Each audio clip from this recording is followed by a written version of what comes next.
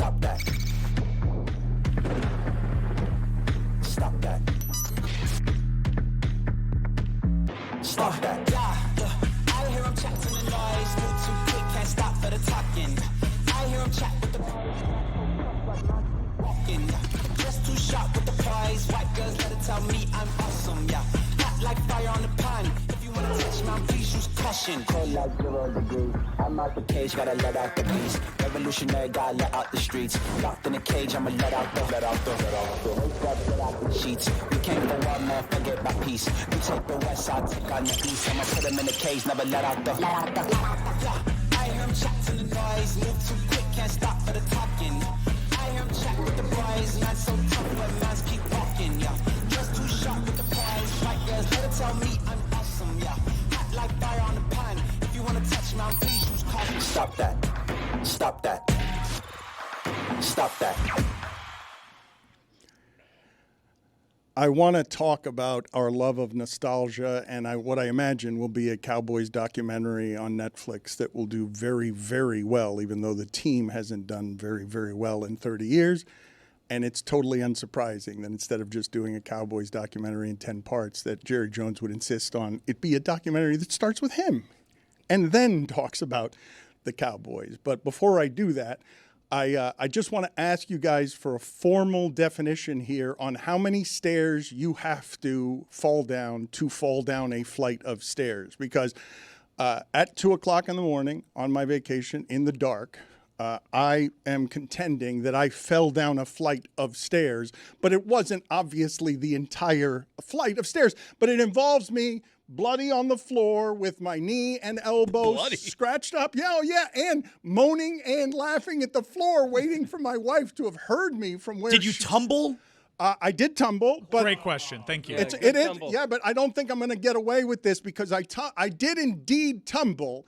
However, I only missed the last 2 stairs. So I don't know how to describe what happened because it's not, I just say I fell down a flight of stairs, but I don't know if I fell down enough stairs to qualify for falling down a flight. But I did tumble into, and not only that, I fell into the wall that was opposite the stairs because my momentum carried me, my moaning momentum carried me because I missed the last 2 steps because I was in my phone. Oh, damn. My hotels never have stairs. Yeah, that's the first observation. You missed You're 2 rich. steps? I did. I missed the last 2 steps in the dark. And boy. so, but if you, there are a couple of observations that I have that I want to ask you guys, because I don't know if you have seen this. There's some people talking about how inflation in the economy has gotten so bad that all of America ends up feeling like a streaming service that keeps upping the prices, but removing some of the features. Okay.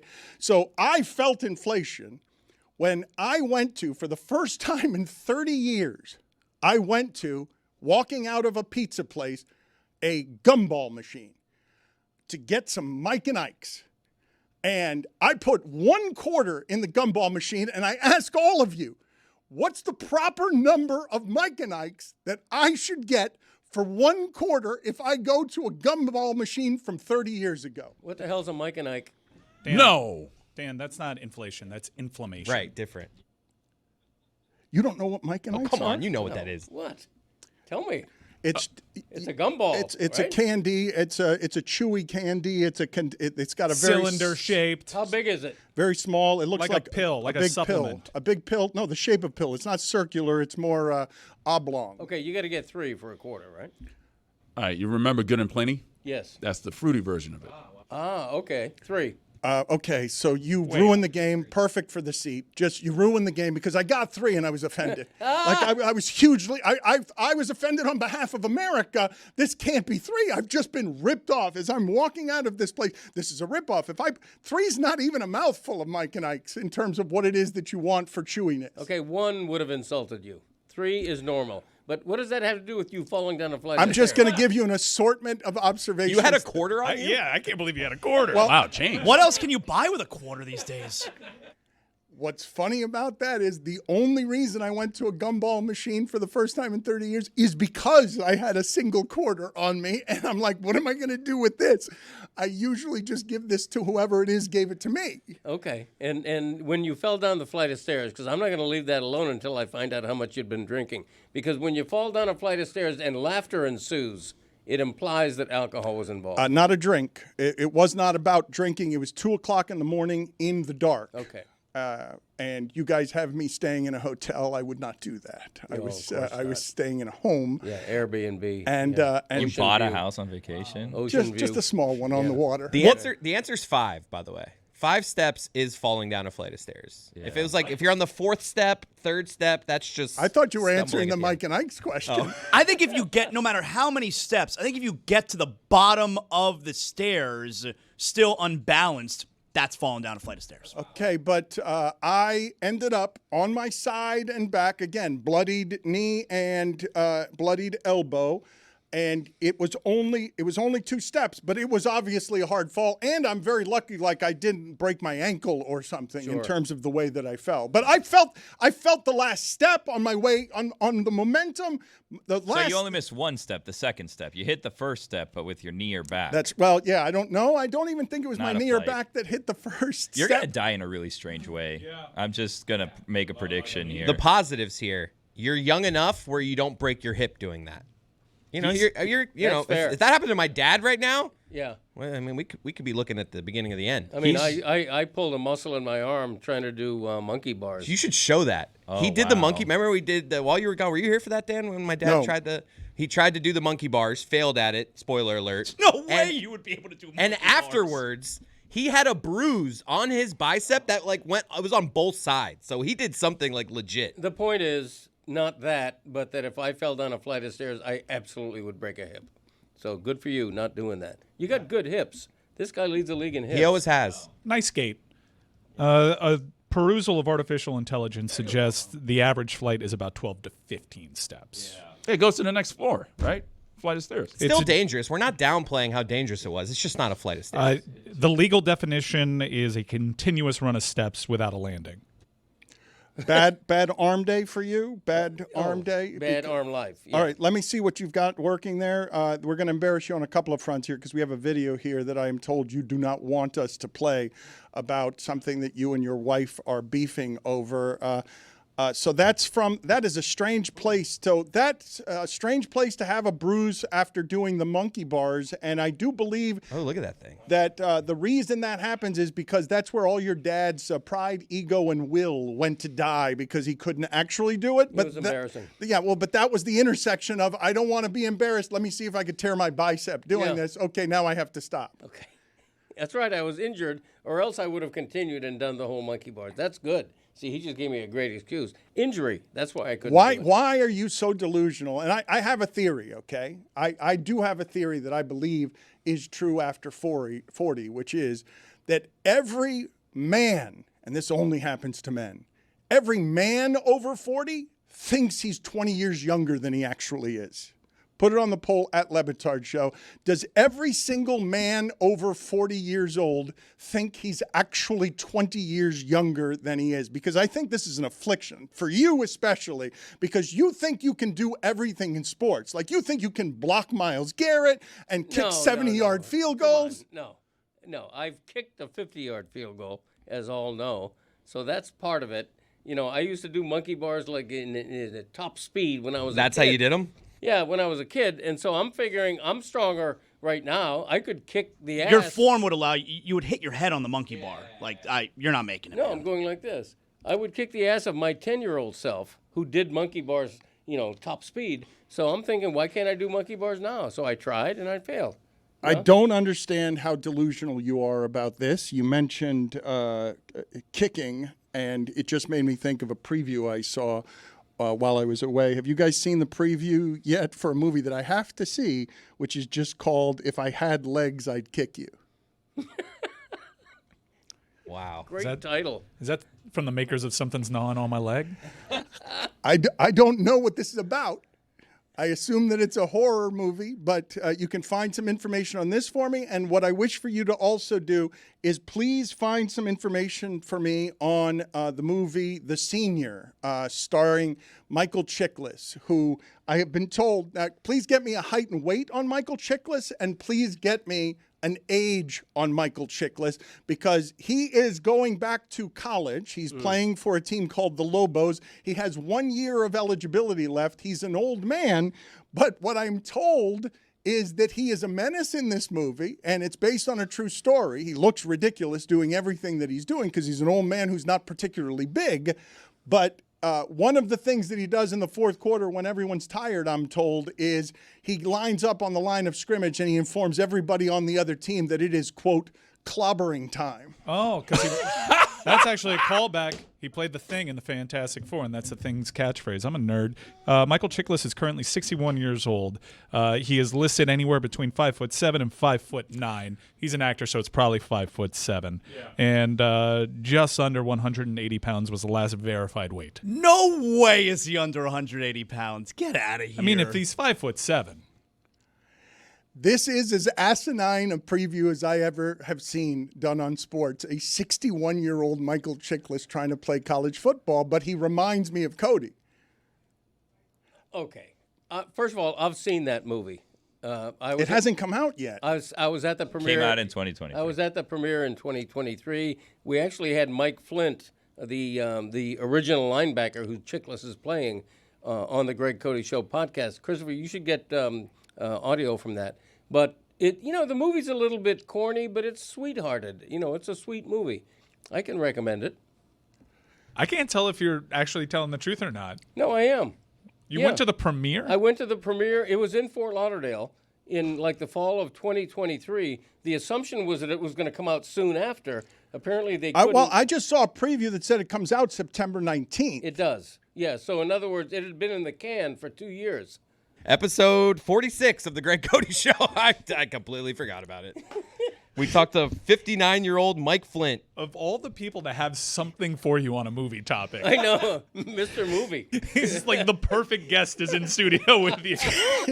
But has the movie come out yet, or has it not come out yet? Because did you not listen to episode 46 of the Greg Cody Show featuring Greg Cody? It looks like it was canned. Yes. It was made a couple years ago. It was canned, and now it's coming out. It's finally coming out 2 years later. Okay, so Greg Cody got a sneak preview on a movie 2 years early that has not yet come out and has already covered it extensively on his own podcast. He's adhered to a 2-year embargo. I scooped it. I scooped that story. I've got some info on if I had legs, I'd kick you. I'll get to that in a second. I've got a lot to catch up on. And in hour 2 today, we will review all of the things that I missed. And I want to be careful because I really did check out, so I don't know too much of what it is that you guys have talked about. But have you guys talked about that this season, the Jacksonville Jags only need to get to their own 43-yard line? 70-yard field goal? Yeah, we saw that. I don't think we talked about it. I saw it, though. But they don't need to get to the other side of the field, which is perfect for Trevor Lawrence. Are we now introducing, because it makes sense, right? You always hear all the time, oh, this guy was hitting him from 70 in the pregame. It's here now, right? The 70-yard field goal is actually here.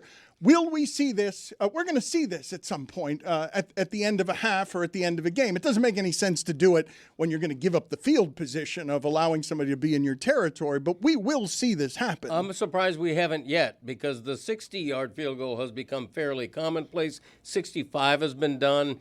70 is going to happen, but do it in a game. I mean, somebody did it in the preseason. I think the guy you're talking about doesn't count. Don't even consider it. Not a record. Do it in a real game. But if I had to guess, I would say the over-under this year is that there will be 2 or 3 70-yard field goals kicked. I got to be honest. Be honest. I'm going to be honest. Everybody knows, if you know one thing about me, you know I'm honest. I'm going to be honest here. I know that you like Thai food. I'm tired of the long field goals being so easy now in the NFL. When do we get to a point? They have to make the goalposts thinner. It doesn't have to be like arena football, but we got to close those goalposts a little bit. Kicking field goals become too easy. Honestly, that was said when I kicked my 50-yard field goal. I'm not even lying. Hal Habib was the witness, and people said at the time. You're being honest? Yeah, people said at the time, if this guy who's never played organized football can kick a 50-yard field goal, we got to change the parameter. Because in a couple of generations from now, people are going to be kicking 70-yard field goals. That's what was said due to my 50-yard field goal. So I'm really taking a little bit of credit for the advancement in the length of field goals. I like Damshek's idea from Football America. You put a crossbar at the top of the field goal. So it's like a square instead of open. Because the short ones, they go too high.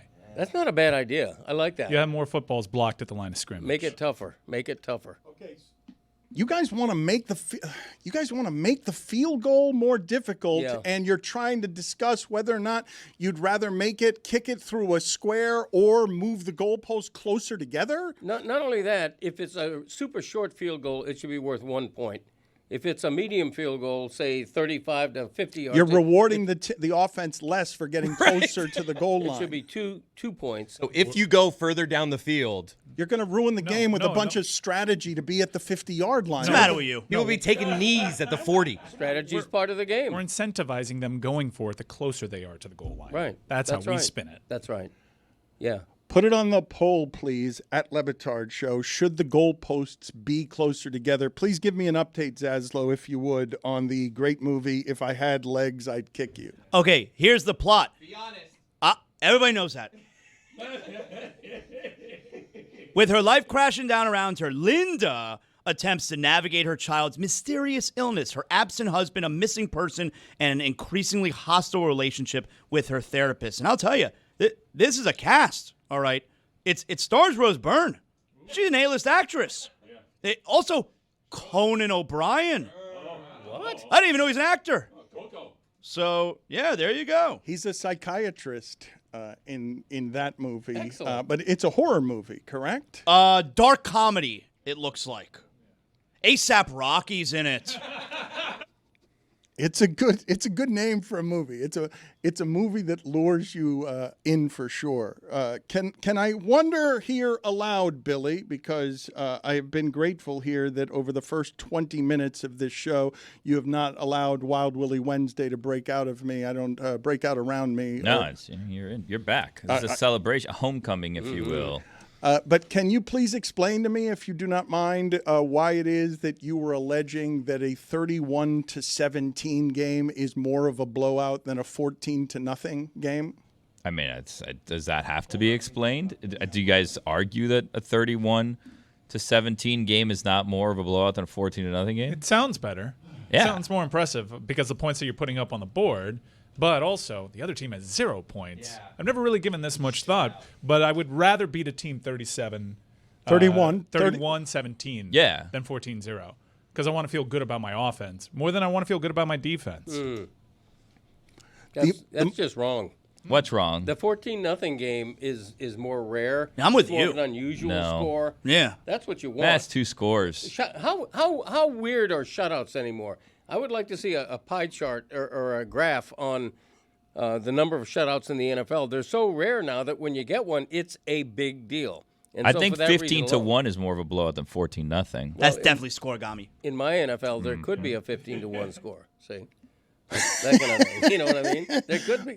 Put it on the poll at Le Batard Show. Is a 15-1 blowout more impressive than a 14-0 blowout? And is a 31-17 blowout more impressive than a 14-0 blowout? You guys are just doing football.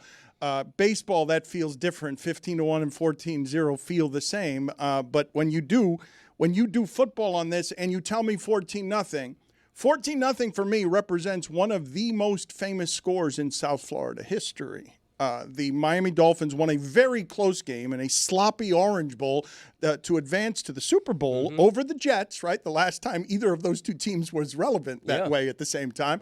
Over the Jets with A.J. Dewey returning a interception for a touchdown to make it 14-0. But that wasn't by no means a blowout. It's the most famous 14-0 I can remember in South Florida's history. That's the same game I was thinking of when that score happened to come up, and it was A.J. Dewey. Muddy conditions. AFC Championship game, right? But that was not a blowout. That was not in any way a blowout. It was a great game. I mean, it's basically a 7-0 game, broken open a little bit by an interception return in the mud, which you can never anticipate. That game was covered in the ESPN 30 for 30 on the New York Sack Exchange. I could not believe the field conditions for that game. This is a game to go to the Super Bowl, and they allowed them to play on that slot. Speaking of things I couldn't believe, I don't know if you guys have followed the Cowboys documentary that just released. I saw the first episode last night, and it's just going to be very easy nostalgic watching because the personalities are so great. Basically, the Cowboys have been relevant for 30 years, even though their team hasn't been any good, because The personalities that started all this were great, and it's endured for 30 years. But what I could not believe in the first episode that I simply did not remember and could not see happening again in my entire lifetime in sports, that when Tom Landry was replaced by Jimmy Johnson, they had a parade for just Tom Brady, or Tom Landry has been fired, and there were 100,000 people just there to watch Tom Landry go in a car and wave at them that he'd been fired because he was replaced. And that will never happen again. No. It'll never happen again in sports that a coach will have that kind of feeling from its fan base that 100,000 people will gather for something that is part parade and part funeral for a man who's still alive, and all he's done at the end is be sacked by Jimmy Johnson and Jerry Jones. Wait, were they happy he was fired, or were they celebrating all of his contributions? They were mad that he had been replaced. Right. But it seems as though he's waving. It seems as though he's got buy-in, so he was under a certain impression. No, he had been let go by Jerry Jones and Jimmy Johnson in a way that was so unpopular. Wasn't it the first thing Jones did when he bought the team? Yes, basically. It's the first thing he did was he brought in Jimmy Johnson. This thing is so interesting. I've reached out to Jimmy to see if he wants to talk about it, because one of the many interesting things about it at the end is to see, oh, look at this. They've made a documentary where Jerry's going to allow Jimmy to get the credit in a way Kraft didn't allow Belichick to get the credit. This is interesting, like where they were friends and then they hated each other. And at the end of their lives, as they both examine mortality and immortality, the two of them are willing to make a documentary that's not going to have all the truth in it. It's going to have a little bit of truth, and they're going to avoid a whole lot of in it that Jerry Jones doesn't want in there. But one of the truths that they're going to give you is that Jimmy Johnson did that. And with Jerry Jones signing off on that, that's not something Bob Kraft just did with Bill Belichick, where he gave him the documentary credit 10 parts of, yeah, he did this. It seems like Jimmy Johnson's going to be the big winner in this documentary. But one of the things that I wanted to show you guys here is we were very close, Meadowlark Media, to getting that documentary. It's as heartbroken as I have ever seen John Skipper. Like that, he came a very close second to us being able to make that documentary. And second place is a set of steak knives, because here's what second place gets you. That's what we get instead of millions and millions of dollars at Meadowlark Media. We get that at the end of a Cowboys documentary that all of you are going to watch, right? Yeah, I'll get around to it. I think I will. I'm still watching Alien Earth. It's candy of the greatest kind, or am I speaking just as someone who's, worked in this market for 36 years? I totally agree with you. And it sort of lost over time that Jimmy Johnson's first year in Dallas, he went 1-15. So he had to really, really win that fan base over, and he did. And another aspect of this story I like is what a fraud the phrase America's team has become, because they've been essentially under the radar for 30 years. I don't think you can say that when they're the most valuable franchise in sports. Okay, but I'm curious, though, who owns the America's team? Is it NFL Films? Is it the Cowboys themselves? I'm kind of curious about that, because originally it was the Atlanta Braves of Ted Turner when they brought in cable television. They were supposed to be America's team because they went from being a local broadcast to a national broadcast. But then after that, the Dallas Cowboys became America's team, and they are perfectly American in that they are basically fame as currency, interesting because they can gather attention but aren't going to actually win anything as long as those people are in charge of it. And even though the relationship of Jimmy Johnson and Jerry Jones broke up in a drunken bar because Jerry Jones was telling everybody I could win with 500 coaches, Jerry Jones ended up being right in the short term because he picked a professional clown to coach his team, and that too won a championship. Switzer, yep. But he hasn't been able to do since, other than ruin the earth with his oil business, make a bunch of money, and have a team that everyone talks about but doesn't fear. And also, another thing he's done is remain at the forefront of publicity and attention by being the owner who's on the sideline, by being the owner who's picking a fight with his best defensive player on the dawn of the season. He loves headlines and attention, and he's gotten those for 30 years. But that's the thing about all of that that's interesting. They say it right at the beginning of the documentary. He says, I went into so much debt as a gambler. I've got all these scars inside because I could be really good at borrowing money. Like, my mouth is great. He's done it on his mouth. It's not anything else. He's done it on his mouth for 30 years. It has been cartoonishly wonderful to watch as he behaves differently than any other owner and is held to a different standard than all the other owners because he's still in charge. No one can do anything about it, and he isn't any good at that job, and he hasn't been any good at that job for 30 years. He's only good at telling you he's good at that job. I mean, the valuation of the franchise has skyrocketed under his leadership. So maybe anybody can do that, but they are the single most talked about franchise in this country. You're talking about him as a GM. I am talking about the football product, and what you're talking about. And you're not wrong. It's a good correction in this respect, and I'm sure they're going to cover this in the documentary. Jerry Jones and Bob Kraft are sitting there, and Jerry Jones is keeping Bob Kraft out of the Hall of Fame right now, according to the reporting around it, because their competition over the last 30 years has been about who could be the king of this sport on the field and off the field. Who's the king? And Jerry will say to Bob Kraft, I'm worth more. My thing doesn't even need to win as much as your thing. I don't need a dictator coach. I can take out an assortment of puppets, and I'm worth more than you, and I'll keep your ass out of the Hall of Fame because I'm more powerful than you as well. And so what they will get credit for is absolutely, they built that entire league. That the two of them have built what that is. It was Jerry Jones's league. It was Bob Kraft's league when he was winning. But Bob Kraft doesn't have the personality to ever be Jerry Jones. Wouldn't you make the case, though, that Jerry Jones is the face of the NFL right now? No. No, I wouldn't say that. No. Mahomes. Really? Mahomes.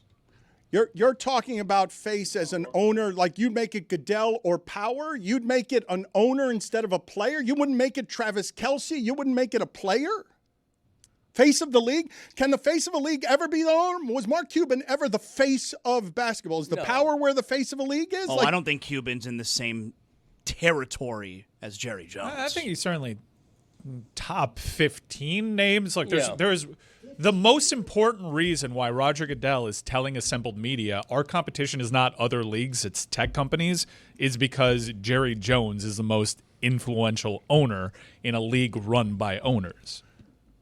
I'm a bit surprised by what Zaslow's doing there in that I don't know that I've ever made an owner a face of a league. Well, it's also tough because which one of his faces?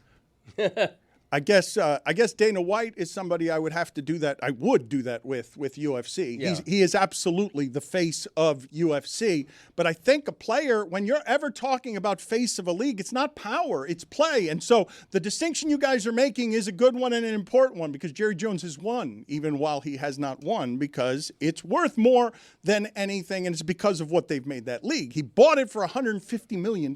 He bought the Cowboys. $150 million. It's worth more than $10 billion now. Also, I'm not a fan, sorry, Greg, I know what we're doing. They haven't won in 30 years, and they don't have many playoff wins to their name. I don't know what the number is, but I think it's 2, Mike. Two. But he does have 3 Super Bowls, one of which is with Barry Switzer. Everyone keeps trying to take that away. And they've rarely been bad. I don't want to do the thing of he's not bad at being a GM. He's average. But they've rarely been the worst team in the league. Well, by the way, there are a lot worse GMs. I mean, by the way, before this last season, which was obviously a disaster, they had 3 consecutive 12-win seasons. Like, is it Jerry's fault that they get to the postseason and the defense sucks or Dak doesn't play well? Like, it's Jerry's fault in that spot? I mean, he assembles a team. Unlike, you can 12 wins. I understand, but is it Jerry's fault that the defense he built falls apart in the defense in the postseason? You can make that argument. Well, Jerry Jones lives with the curse of having won the biggest early in his career, early in his ownership career. Don Shula lived with that same curse. He won 2 Super Bowls back in a row and spent 30 years trying to live up to his own image, which is what Jerry Jones is doing. But the face of the league, America's team in the NFL was Tom Brady in New England for 15 years, and that had to kill Jerry Jones. And that's what interests me about them hanging on to that America's team title because to me it's become a little bit of a mockery, but it's a fascinating one. He just made. Is Tom Brady still the face of the league? Which one of the faces? That's a good question. Put it on the poll at Le Batard Show. Is Tom Brady still the face of the NFL? And also, which one of the faces? You guys are going to watch 8 episodes of this Cowboys thing? Isn't it 10? Like 8, whatever it is. You're going to watch 10 That'd be weird hours if you of it? watched 8 and didn't watch the last 2. It's hard for me to get through 8 episodes of anything right now. I'm still on episode 1 of Alien Earth. So, Billy, not for you? The 10? Nah, not for me. I'll I give mean, it a shot. IMDb says 8. I guess maybe 2 more to come out at a later date. But Oh, no, I might have it wrong. When we were originally talking about it, it was 10. So I like it's going to be cotton candy, but I am asking you if it's cotton candy for a certain age because I know it's cotton candy for me and Greg Cody. But the nostalgia of this is a Last Dance phenomenon. We all got this during the pandemic, this changed in viewing habits where Billy might be out on 10 episodes, but most people prefer 10 episodes now to a movie. I mean, I watched 10 episodes, just not of the Cowboys and Jerry Jones. Like, it's just not It interesting. just isn't doing it. I think it's pretty interesting, but the timing is not great. For me to get through that many episodes, I need it in July. I mean, there's literally football this week. I'd rather watch the football than watch a documentary about football. Week 0, that's what we're going to keep calling it. Where Greg Cody's shaking his head sadly. I always hated week 0. I don't think it's technically called week 0 anymore. It shouldn't be. I think we have like a big week 1. Yeah. Yeah, formally. It's But like in our hearts, week 0 lives on. it's like a 2-week week 1 now. The games in week 1 are literally like 12 or 13 days apart. I can see on you guys. You guys have tells. You guys have talked about this before. The boredom that Yesterday, swept through the room as you guys just did the notes, the week lazy notes on, we did this last week. Let me see if I grab some of my best stuff. It was actually yesterday. And throw it at Dan half-heartedly and see if he notices. You guys just threw a mountain of bored indifference at my face. Well, that's why we're trying to move past it quickly. If we sound excited about it, then we're just microwaving yesterday's leftovers. I mean, we can't match the excitement of you falling down a flight of stairs. Yeah. 2 steps. It wasn't a flight. And he only missed one. He hit the other one with his back. It was a mini flight. You're somehow both too old and too young to fall down 2 steps. Well, I'll put it to you this way. If you order a flight of beers at a restaurant and they give you 2, what do you say? That's not a flight. It's got to be 4. It's a good point by Mike. Yeah. Maybe Flight's 5. 4. Flight's 5, right? In a restaurant? Yeah, flight's 5. Oh, look. It could be 4. It could be 5. One thing it ain't, damn sure it's not 2. Yeah. Rarely 3, honestly. I don't think I've ever seen a flight 3, with I'd be like, this is light for a flight. Yeah. flight? That's a stumble. 2 short is a flight, stumble. like a flight to Tampa. All right, so how would you guys say what it is that happened to me then? You fell down a step. You tripped. Yeah. You I tripped I stumbled. And to act like you weren't drinking like at 11 or 10 that night, you're like, 2 a.m. alcohol wasn't involved. 2 a.m. There was an umbrella in that drink. On my vacation, you guys are so... Oh, that off day of drinking on vacation It's we all ridiculous. have. You've been drinking all day with Jack Lord. You guys had me Admit it. drinking on vacation? Lord. You guys had me drinking on vacation in Hawaii? Huh? Although sometimes on vacation you get to like that 6th day and you're like, I need a This is day. too much. Which day did you trip? I will get to a number of the things that you guys just Before or brought after up the there. Mike and Ike fiasco. Yeah. But Greg Cody shouting, just shouting a Jack Lord reference, Fine for me when Jack Lord died, please. He was the star of Hawaii Five-0, a show that has not died somehow. It still exists, but not with Jack Lord in charge. So thank you for that joke there. Wasn't a joke. I didn't know it died. Did I make him dead? He died in 98. I thought you said he was 98. Okay. I thought that was a $50 fine. I don't know why it is you guys think that I would lie to you when I volunteer the falling down the flight of stairs, but the place that's a bridge too far for me is, oh no, I was drunk. Like, I'm volunteering the first part of it, right? And so I'm not lying to you when I say not only I was getting up in the middle of the night, I was not coming home in the middle of the night. I'm in bed at 10 o'clock at night most nights. Day drinking. I've been there. So 4 hours after waking up, I'm stumbling down the stairs with my phone, checking my phone. There you go. You're at the age where you should not be doing that. Yeah. Look, I spent the last 2 years at the Clevelander following my father down the steps with my hands under his elbows. Always made because me nervous. He would not hold the guardrail because he thinks he's 20 years younger than he is. Earlier this segment, you said you were disconnected. Middle of the night on your phone is not disconnected. Okay, like you guys think I threw my phone into the sea for 3 weeks? We got you. You got me. Got you. You got me. I've been cornered by you guys. So what did you get me on? Descending while checking. 2 to 4 a.m. was his phone time. But Let me guess, it was a doom scroll. It wasn't. It was not. It was not drinking, and it is something I should not do on the stairs. I don't think it's a flight of stairs, but I don't think you guys, I don't think in describing it to somebody, when they say, what happened to your elbow? What happened to your knee? I don't think I stumbled or fell down a stair qualifies for what it is that my body looks like.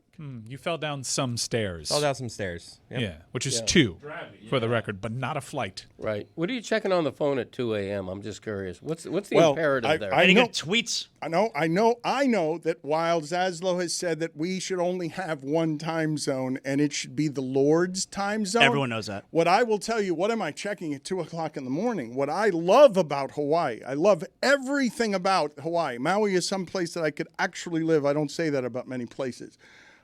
Is that my 10 p.m. baseball games are at 4 o'clock in the afternoon. My 7 p.m. all of sports is 6 hours earlier for me. So everybody is done early. I could go for that as the Lord's time zone. 6 hours earlier. I mean, we're gonna change all this, right? Basketball's now going to be on at 11 o'clock at night, all over the place. All of streaming is going to change to be more international, so these games can be more global, right? So what time did you see a green dildo hit the court? I heard that Greg and Chris went to a sex shop together. You're going to have to tune into the episode to find out whether we actually went in or not, but we went there. I'm catching up. I'm still on episode 46 now. Okay.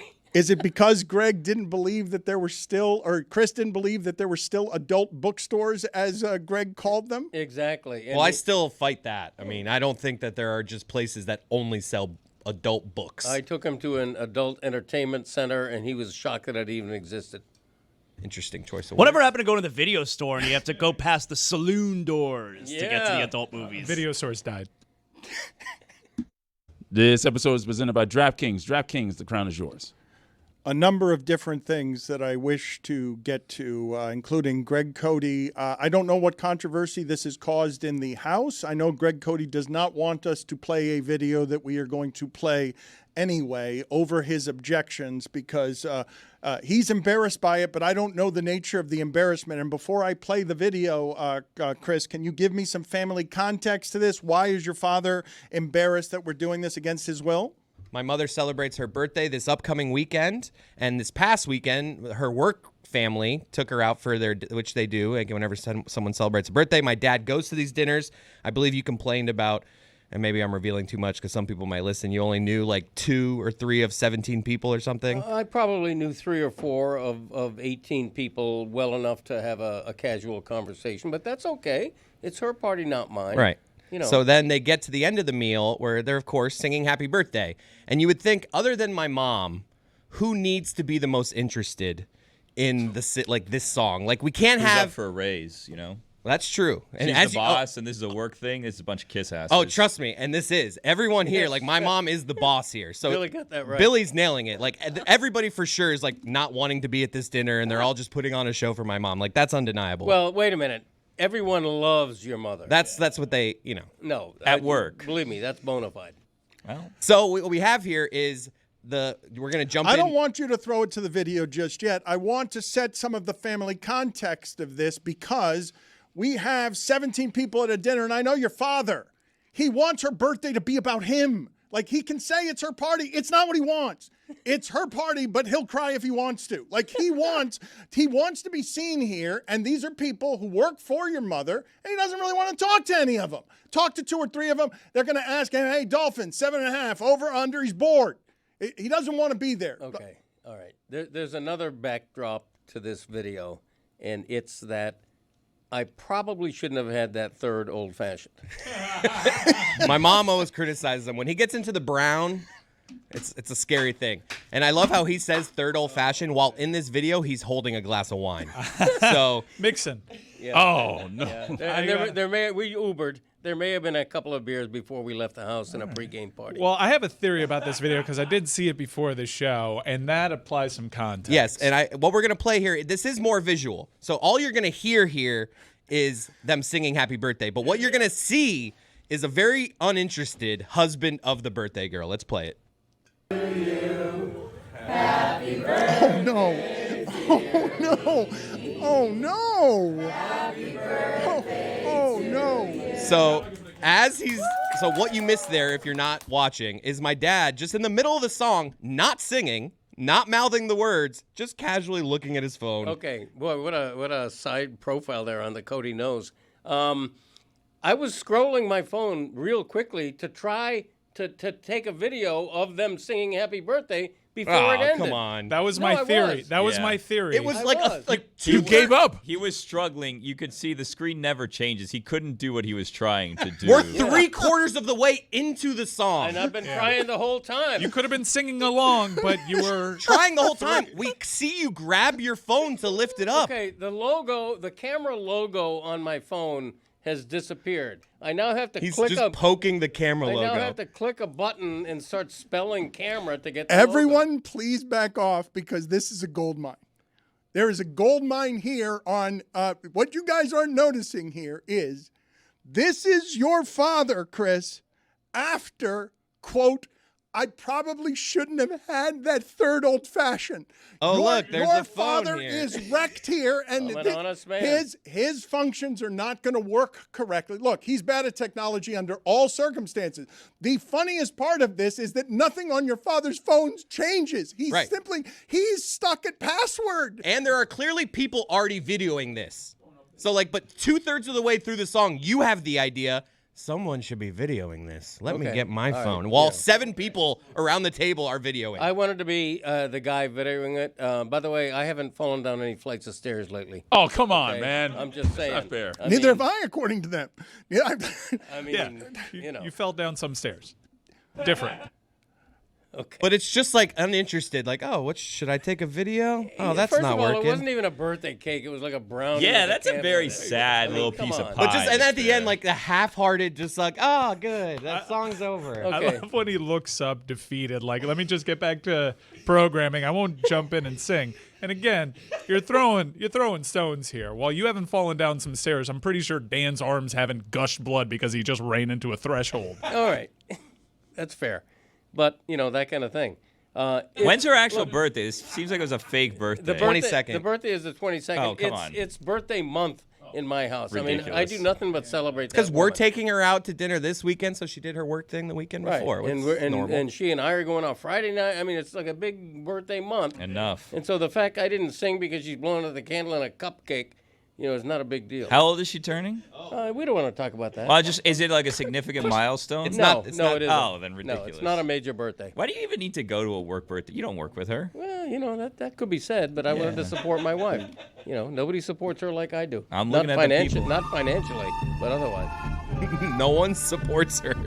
You're literally in the video, not supporting. I'm looking at the people in the back that seem somewhat disinterested in even the singing. There's a guy at the end that he's faking the bobbing. Oh, he's along nodding his while head. he's What do you singing. mean? Yeah, that's not enthusiasm. That's not singing like you're really wishing someone a happy birthday. It's like the Jay-Z gif. What is it? It's happy birthday. That's effort right there. Guys, Mom's office Lewis over there. Happy birthday to him, by the way. It is Lewis's birthday, actually. Bob. Look at that eye roll he just did. I hope that guy's not getting a bonus. Watch the eye roll. Right at the end. Hold on a second. Let's see. Oh, wow. Whoa. He didn't want to be there. Whoa. Greg didn't roll his eyes. okay, so Damn right. a lot to examine here. They're uninterested. a lot Are they to lawyers? Could they sue us? A lot to examine here. I want to examine all of it because I am going to defend my friend here, even though the optics on this are horrible. He picks up his phone It looks like he's distracted immediately. No interest in happy birthday for his wife. The optics are horrible. And this is what I'm telling you, though, Chris. I've seen your father in this condition when he still doesn't know what order to drink these drinks in. He ruined my brother's very first exhibition, knocking paintings off the wall because he does not know the order to drink. So if he's already had beer and wine, you can't go 3 old fashions. Like, you can't start mixing these in orders where he's already screwed up, no matter what his tolerance level is. This is your father at his very cognitively slowest.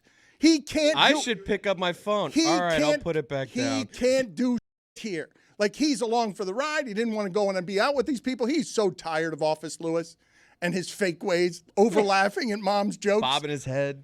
Yeah, good song. These people are dead inside.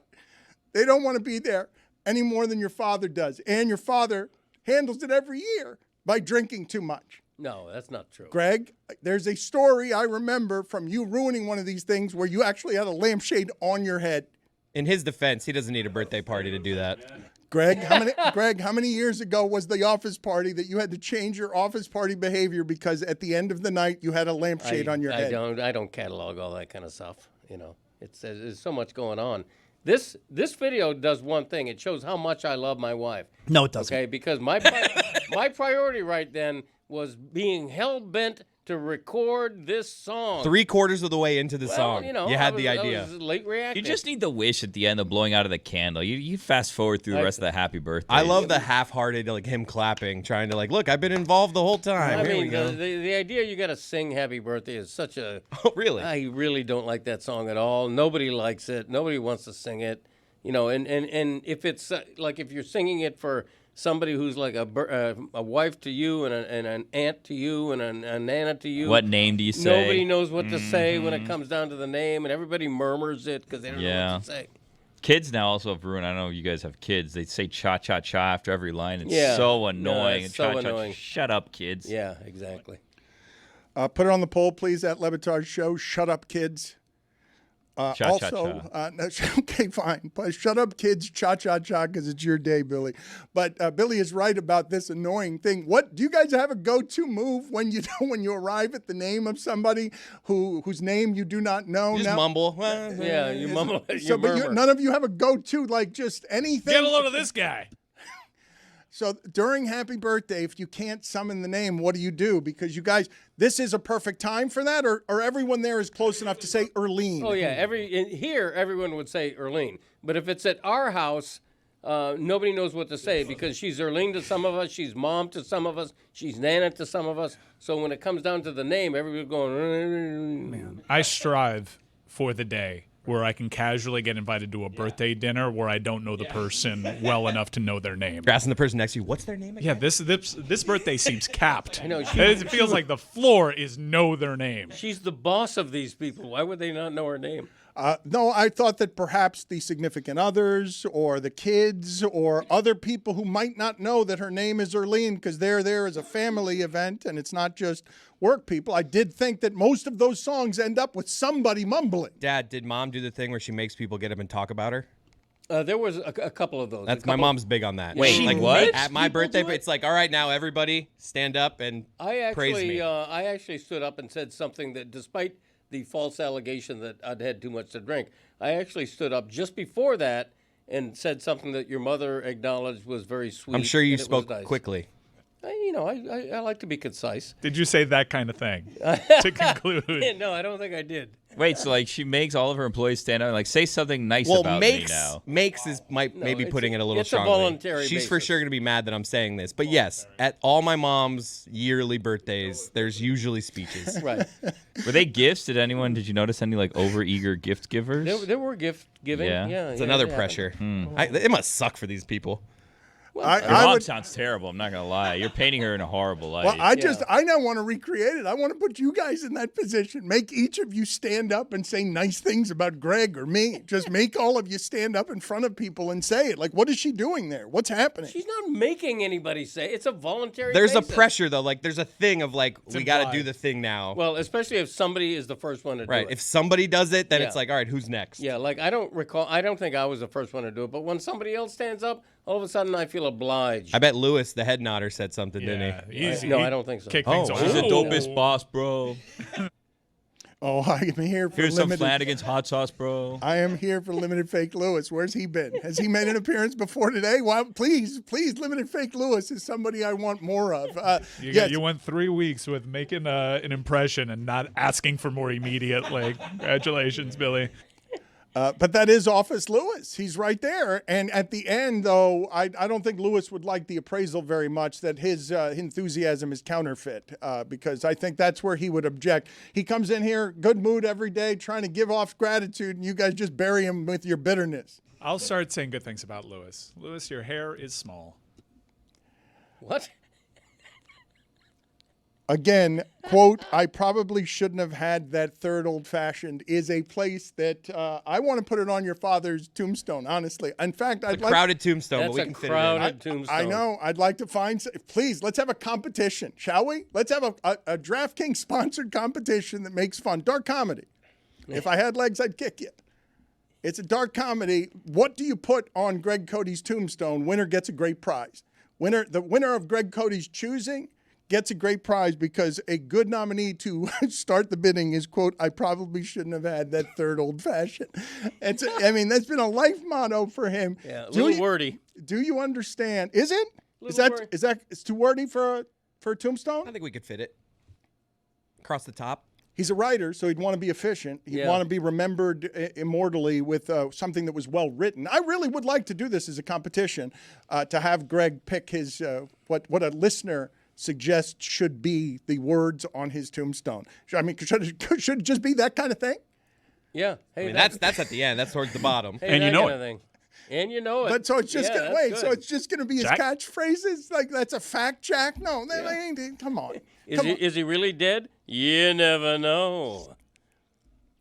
Would you be willing to do this? Would you be willing to have a DraftKings sponsored contest that gives away your actual tombstone? Yeah, and then if I happen to pass away suddenly and unexpectedly, it'll be ironic.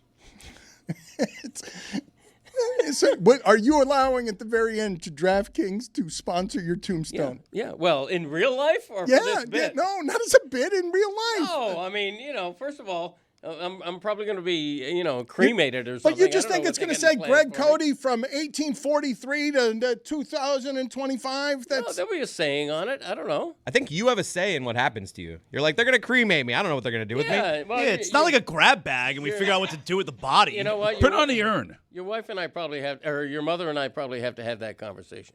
What are your thoughts? I go back and forth. How would you like to be remembered? I don't know. I go back and forth. You quoted yourself yesterday on the dry erase board. You want that quote on your tombstone? That's a little serious. Okay. Yeah, live your life with aplomb and alacrity. I was thinking more of thousands waited in line to see my toenail. I think that would work. a bit self-involved, not much of a legacy. I like It is a tombstone. I like contraire. the poem and the wordplay of, because it'd be a tombstone and he's not cremated. Guy don't want to earn, U-R-N. Guy don't want to learn. Bad. That's good. I like that.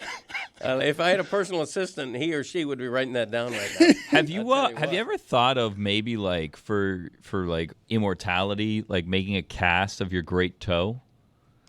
Like you could go and you could make a mold of your great toe, and then it could live on You know beyond your what? years. I think that's a great. I should do it right now because Yes. my right great toe is chipped, and so it looks even more gruesome than Is that usual. so? Yeah, and so I should do that. I should have a cast made. One of the most amazing things in this show's history is that thousands of people did a pilgrimage to see his toenail. And I don't know where that is now, but I would like to have that as an heirloom that carries on beyond you. I saw that Josh Johnson last night was doing a comedy routine about a Steelers fan, wife, husband died, and she kept his tattoo. She kept his tattoo in a frame, took it off the body and kept it in a frame. We should have this way to remember Greg Cody by his sponsored toenail, which would become then, an artifact and a religion that celebrates his death that we got. It's one of the most amazing things this show has ever done. Thousands of people gathered to see his toe that Stugotz has now cut twice. Where is that toenail? Do we know?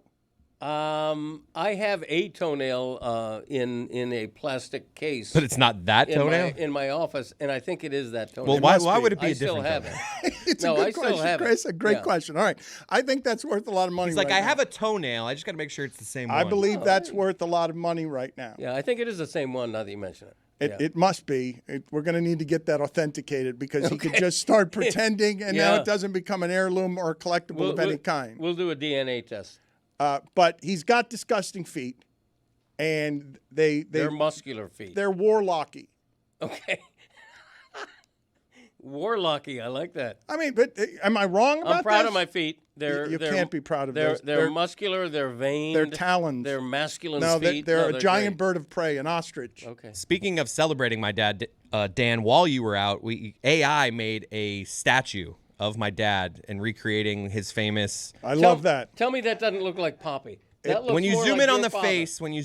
face, there are Poppy vibes to it, but it's Yes, but clearly you, Dad. Greg Cody, I don't know if we could do this visually, but Greg Cody has, throughout his career, he has teetered, and this is a strange thing, I don't really understand it, between people saying that he looks more like my father or Jeffrey Luria, the former owner of the Marlins. Right. That if you did an evolutionary chart of how people would look as they age, that somewhere between Luria and my father, Greg Cody resides, even though I think Greg is younger than Luria. Yeah, I'm definitely younger than both. We actually of those gentlemen. we actually have a photo from yesterday of my dad, Carl Pavano, David Sampson, and Mike Hill. We can put up right here. Now look at this Greg weirdo. Cody. What is David Sampson doing on his toes there? Somebody explain. Oh, well, this Also, is, the tan line. If you zoom in on those Sampson feet, good golly. okay. Look, Sampson's having all sorts of problems here. Why is he on his tippy toes? Does he That's always his do move. that? Yeah, that's his move in photos. But wait a minute. He's only still 65 inches. he still looks like he's their toddler. But that is my dad in that photo. I know. Yeah, no, it I know they're isn't, zooming in on the obviously. feet now, Yeah. but that's clearly Greg No, Cody. I wish I looked like Jeffrey Lurie's bank account. I tell you. that. Okay, that's my dad's joke right there. That my dad has said. I love Poppy. My father has made that joke forever. I don't want to look like him. I just want to have his money. Okay. That's you. You're going to Yeah. use Bank account's a little funnier than the word money. What would Poppy do with his money? Like, if he had his money right now, what would he do? Well, this is what my mother keeps saying to him. What are we saving it for? Seriously. We're in our 80s. Like, what have we been saving about? This is the exile mentality. My parents have been afraid since they got here. And, like, you think what's happening in this country right now isn't scary, too? Like my parents have been saving money since they Yeah. got here. Terrified, grateful to just Yeah. live here. Grateful to have this country give them all sorts of freedom. That's, And my not a- mom's now riding him into the ground. This is the wonder of it. Disney's still paying my father This is like Bobby Bonilla. in retirement because he's retired on however it is that the pensions pay out. Wow. So my father is sitting here. He's the only one still collecting from Disney. My father now he owns 10% of the NFL, or how does that work? Or what's the math on that? Poppy was asking the other day. How much of ESPN do I own now that the NFL owns 10% of ESPN? Does he still get those passes? Oh, lifetime, huh?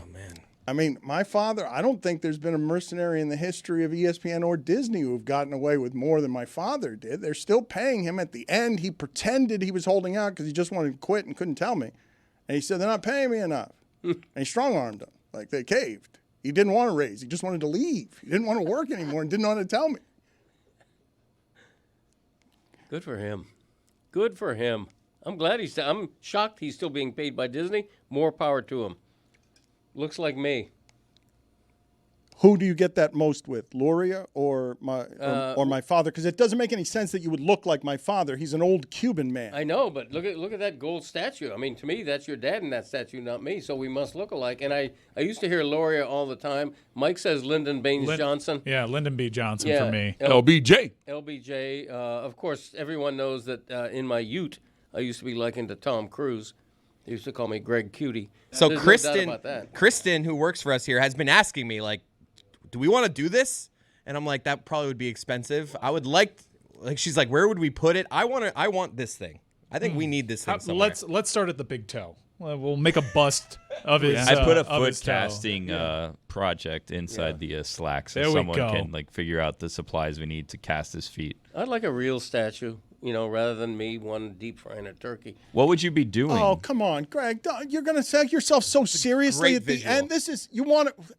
all right, let's have artists concoct yours. You want a Civil War statue of you being serious, like commemorated as a great writer? I mean, that would be funny too. Don't get me wrong. Which one But do you what's want? your How do you idea? want What to would be you be doing? remembered? How do you know want what? to be remembered? I just noticed that you can actually see the turkey either submerging in It's great. or rising from this the would- oil. Chris, when Chris says I want that, it's not as a joke. That's a loving reminder Yeah, of you. that That's is what you good. look like doing. You're like, right. Let's do that statue. Let's make it slightly larger than life. Where size. would we put it, though? Make me about 6'1". 6'1"? Yeah, a slightly larger than life. That's what you do with a statue. Ron Frazier's statue at UM is like 6'5" or something. Is it still there in front of, or Yeah. did they quietly remove it? No, I think it's still there. Okay, good. No, I like the idea of a statue. I obviously would like it in my own front yard. You know, like No, I would you I would not. I would prefer. We it did to this be last my- week, my and we turned it property. into a mailbox. Yeah, it could be a. Well, it's a little big for a mailbox. We can just put it in the Riley corner. He hasn't done anything lately. Yeah, Get rid what's of he wearing? A Haywood hat? Highsmith. Is he wearing a hat? no, that's a that's plant. a leaf. Oh, okay. Greg, It looks like a Greg, green look beret. Look at this. This is Or a the green old. dildo, one or the other.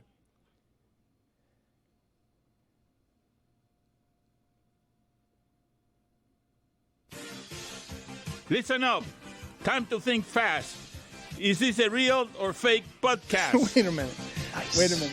The placement of Riley has made it that because a plant is behind him, A beret. a confused Greg Cody just made it a green dildo that we had put on Pat Riley's head. Tell me it doesn't look like he's wearing a green beret. A little bit. Thank you for your service, Pat.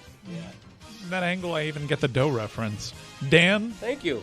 let's see. Let's hope that you're sharp after 3.5 weeks away. We've had a handful of games. Yesterday, we had a really tightly contested one. We learned together that Darren Ravel actually does not actively have a podcast, defying the odds. As Greg said, he's the one. Yeah. I mean, like that. Cafe con Lindor with Francisco Lindor. No, that is Real not or no, fake? That is not that is not a podcast. I don't believe that Francisco Lindor has any interest in doing a podcast off the field. That is a real podcast. What? No, the hell outta here. No, it is not. Look it up. I love it. Club 619 with Rey Mysterio. Real or fake? Do you know who Rey Mysterio is? He's a wrestler, right? One of the most famous acrobatic masked wrestler, Yeah. the most famous masked wrestler of all time, right? Is that right? Look, there's evidence of Cafe con Lindor on our screen. That's unbelievable. So it's a breakfast show. Is he doing it in English or Spanish? I don't know if it's a breakfast show. That's a nice logo. Look, man, I just learned about this thing yesterday. I couldn't believe it. It's stunning. He has a host, right? He has a host. The host name ain't on Cafe con Lindor. You don't think Maybe he can he's carry a a show? Oh, the last time I spoke to him, his English was, I don't know whether he's doing it in English or Could be in Spanish, Spanish. but that's what I was Well, asking. now that it's real, you can subscribe. and Look, find he's out. going. The marketing on this. This is why I will celebrate this. Please put this up on the screen here so that we can advertise. I'd like a relationship with Café con Lindor, especially if he's doing it in Spanish. This is a Spanish-style kitchen. It looks like my grandmother's kitchen. This would only be a breakfast time show, and it would be in Spanish. I don't know. I don't think he can do that show in English from the last time I talked to him when he spoke English. Well, the beauty of a podcast is it doesn't have to be a breakfast time show. It could be an anytime show. Stop running away from Club 619 with Rey Mysterio. Is it real or fake? I say yes.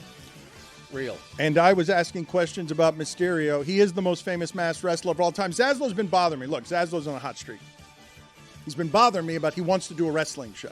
Badly wants to do a wrestling show. For years I've been trying to get this off the ground. For years he wants to do a wrestling show. And I just threw out there, Mysterio, most famous masked wrestler of all time, right? Who's second? I don't know. And it went nowhere. I think, yeah, probably. Most famous luchador. Gracias. Real or fake podcast? That's Dan? a fake podcast. I don't believe that that's real. It is a fake podcast. Now what with Gary V? Or now what with Gary V? Well, but then I don't know if that's the name of it, but Gary V is doing something like that. Is that the name of it? Gary could be a guy that has plenty of podcasts. Who's Gary V? That's what Dan said once on our show. To Gary V's face. An entrepreneur of great fame that's an influencer who has a lot of voice and Big into garage sales. and is really good at making money. Is this a real or fake podcast? Now what with Gary V? I'm going to say it's real, yes. Real. Fake. That's not the name of it, right? Okay. Get in the game with former Detroit Lions kicker Jason Hansen. Real or fake? Get in the game with Jason Hansen. All right, here's my dilemma with this game. You're not that imaginative. You're not that creative. I know you. I've seen your work. I made a musical guy. There's no reason. That's what I'm saying.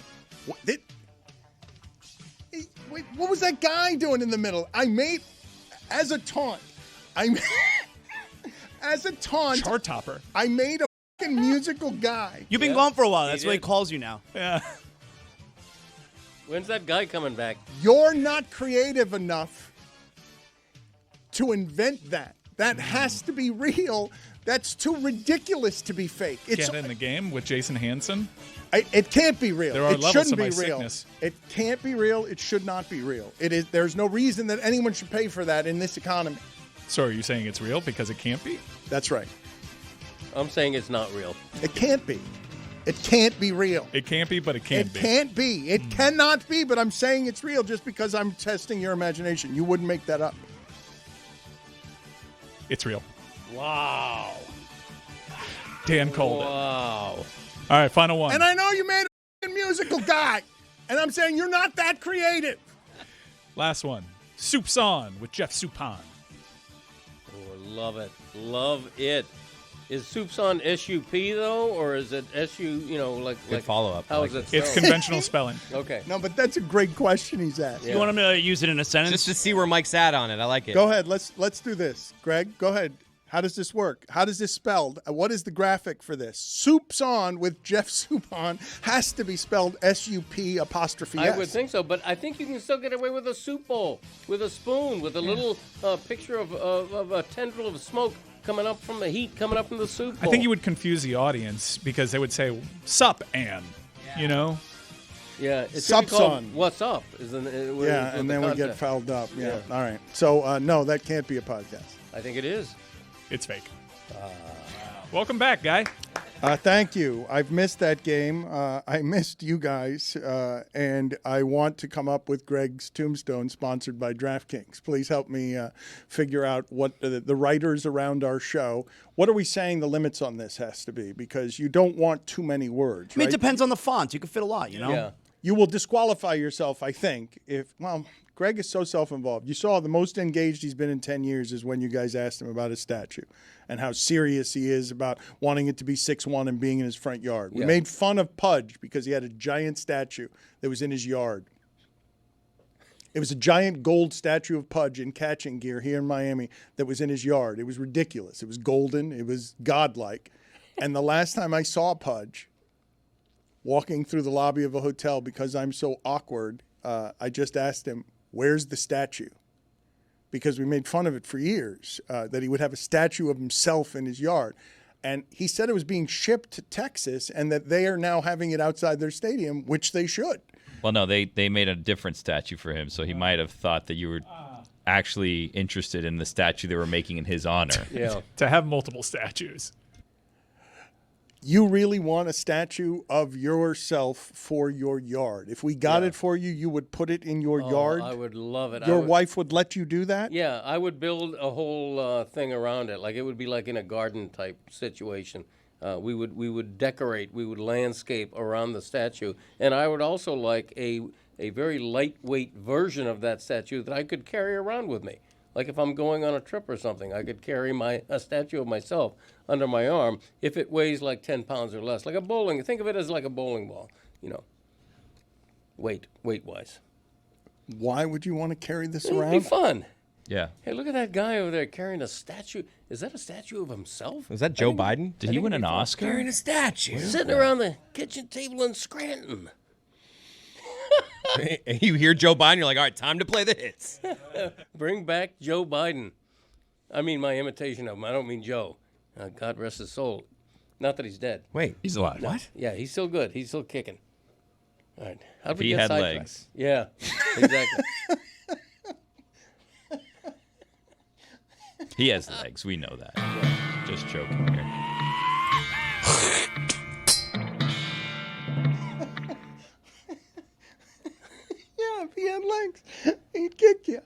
I don't understand what that movie's about, and there's not a torso involved in that movie, right? There's not someone without legs in that movie. I mean, the title is a little bit deceiving, I'll be honest. That's the greatest title I've ever heard for a movie. Put it on the poll at Le Batard Show. Have you ever heard a better title for a movie than If I Had Legs, I'd Kick You? Well, I would assume that someone does not have legs or is bound to a wheelchair. If not, that's a terrible title for the movie, right? I think it's great. I think it sounds like a comedian's biography title. I want to watch this movie, and I want to know what it's about. I should know what it's about, and you said it was not horror. It is dark comedy. A$AP Rocky's in it. Can we please examine for a moment how Erlene Cody is going to feel about today's show and the talk of her office? Your father is not a good friend by his definitions. I would not say that. I think he's a masterful, wonderful friend. I love him. I'll always love him, obviously. But he doesn't think he's a very good friend.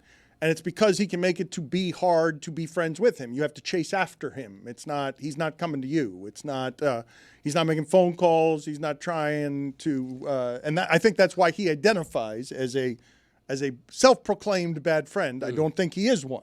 Yeah, I'm not an attentive friend, I would say, if I'm self-analyzing. So when I'm saying that there's a birthday party with office workers who I don't think he would call any of those people his friends. They're your mother's employees, I think. Right, coworkers, but yes. Yeah, and he likes them and he's close to them, but only so close, correct? Yeah, I mean, there's a couple of people in that room that I think I would call friends. But if you're asking what my mom's going to think of this, I think she's going to be fine with most of it except for me saying that she makes people talk about her. All right, so you go That's ahead the and part keep, that I'm all right, worried so about. you keep crossing the line and we'll see how we enrage Erlene Cody, because that's I want to get to the bottom of how she feels about all of this, because I think she has to get people up to speak about her, because she's raised 3 toddlers who are not likely to tell their mother how much they love and respect and admire her in ways that she has heard very often, because they're all constipated, repressed young boys, even her husband. And so, but I've never heard your father speak more lovingly or more poetically about anybody than when Jumpin' Charlie. When he except for Jumpin' Charlie, when he speaks of his love for your mother, which is the very most of the romantic things. Yeah, I can't express how much I admire, not just love, but admire her. But I think something needs to be said about that video that I am just now realizing. She never noticed until she saw the video that someone else took that I was on my phone during the song. Why does that make it different? Because it's not like she was upset by it. Mm-hmm. It's not like she was elbowing me like, what are you doing? You know, she didn't even know that. Why does that make it better?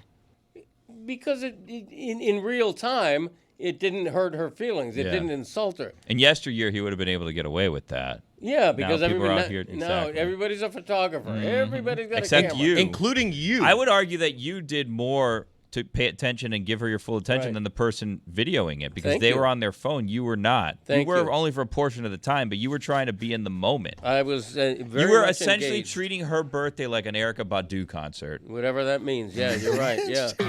She was at the Fillmore last night. I know she took away people's phones, I heard. Oh, that's the best Miami there is. Erykah Badu. Badu. She wears a hat, right? Oh, boy. She's the hat Oh, wearer. no. All right. Do you Here know we the go. names of any of the people in that video? Let's just move on to something else. Oh, sure I do. Good work by you, Billy. What are their names? She was wearing a hat last night from the video that I saw, Thank you. and it was cell phone video from another venue. Dad, what are Should've those been afters. coworkers? What are those coworkers' names? Well, that's Cam and his wife and the nodding person at the end. I'm not positive. So you got I think I know, but 1/3. I'm not 1/3. gonna- If I think that's Cam and Lewis. his wife. all right, That's so Lewis, one of the all right, attorneys. so if we quizzed you on the 17 people that were there, how many of the names would you know? More or less than half? Less. In terms of being able to name them? Yes, Oh, yes. yeah, That's less than that's half. how you know someone's name. Yeah, less than half. But what if it was like a lineup for like a crime and you had to say criminal or Erlene's coworker? You could pick them out of a lineup, surely. Most of them, maybe Yes, more than that's that. Against too far. criminals. You've Maybe gone more too than that. far. But how else would you know someone's name other than to know their name? To name them. I mean, you know, I never don't take go a to- quiz. I never go to my wife's office. I don't socialize with these people. Some of them I do, but not the people in that room. How many Lewis. people here could you name? Everyone. Oh, Oh, let's play that game next Love hour. it. I'm Let's not do going it. to take a quiz. No, I'm not doing that.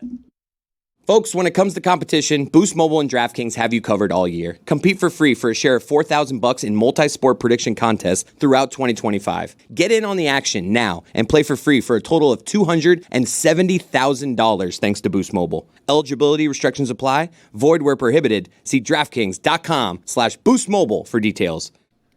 There are many reasons that Zaz is shooting up the radio airwaves at ESPN Radio, and it's because he knows what good radio is and goes back and harkens back to a time, a different time in content. And as he walked out of the studio, as Greg Cote said, absolutely not, I will not do that. Zaz just muttered under his breath, that's good radio. You should absolutely test and quiz his knowledge of how many people that he works with. Is he willing to say, after just saying, I know all their names, he comes in here more than ever, comes in every day, and or twice a week, and is claiming he knows everyone's name out there. We are definitely doing that. Oh, we're doing it. No, we're not doing it because I decide that. Whoa. Oh, snap. Whoa. Okay, and first of all, when I said I know everybody's name in there, I meant in there. Okay, now I'm going to admit there might be one or two people in the back room. Let's find out who Yeah, they well, are. yeah, we gonna learn. No, We gonna learn. it's not going to happen. This is a bar by Greg. I like that. Oh, he is in charge here of himself. It's my decision. But we just mobilized all of Metal Art. Billy on an Anarchy Wednesday was ready to go around the office as a game show host. What do you mean no? What- Falsehoods. I would never See? betray Greg that way. Billy's on my side, and I you. appreciate that. I'm marshaling support right here. Grand marshaling. Yes, thank you. I like how Greg was referring to just this side of the room. He knows Yes. that. Like, how ridiculous would it be if you don't know everyone's name in this room right now? Well, that's what I'm saying. You know, Back at least 15 years. I'm not That's somebody what who- you're saying? I don't brag. I mean, Yeah. I only say He's the a humble fact man. when it's a fact, Jack. That kind of thing. All right, so let's do this. So forth and so On the on. tombstone. Walk out there. Well, we got if some, No, if it's we not were happening. if we were to do this, Yeah. how should we do it? Should it? Well, no. Okay. If we were to do this, I think that just grabbing someone and saying, Greg, what is their name, might not be fair to you because of lighting, camera, stuff like that. It might be hard to tell and differentiate. There's two Fuenteses, it's confusing.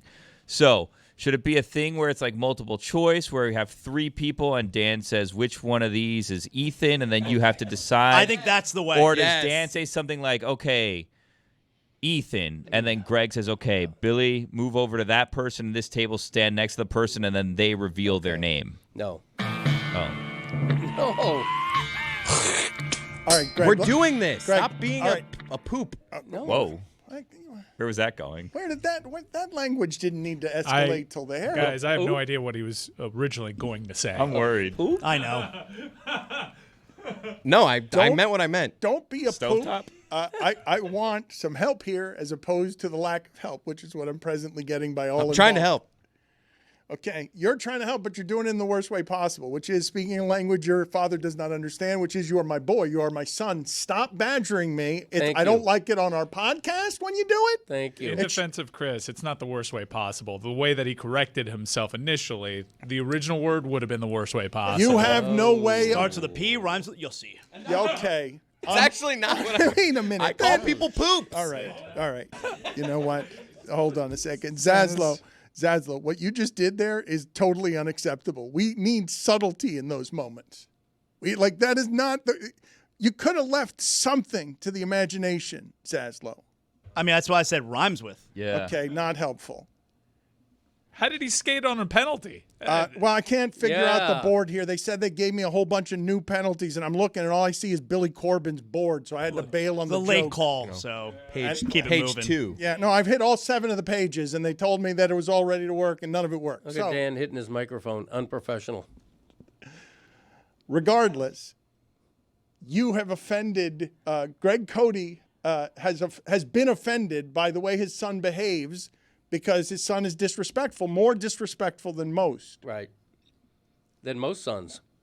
No, I didn't say that. Than most people who think of your father in a more highly regarded comedic way than the way that you speak to him when you're undercutting him and trying to get him to do something that absolutely is the best thing for the show. That's but what I'm But the doing. way that you approach him makes him stubbornly say, no, you can't do it without my help, kid.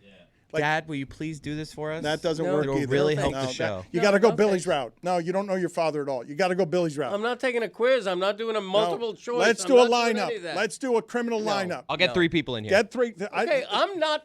You guys don't understand. Okay, we I need don't know your how help. to. I don't know how to. I am crystal clear, Greg. Thank you. The tone in your voice is very very serious. I'm not doing this. I get the feeling Greg doesn't want to do this. Okay, if there's 1 or 2 people in the next room whose name I'm not sure of, that's on me. It's okay. Okay, that they shouldn't be. No, we're going to embarrassed by tell that. you the name. But it's okay. No, I'm not doing that. Okay, there has to be a way that we can persuade you, some angle that we can persuade you for the comedy and the content of this when we're telling you, Greg, it's no kind of crime that you wouldn't know the names of 2 of the people in there. Like, it's okay. Like, it's not. It's not okay with me. Greg, do you trust me?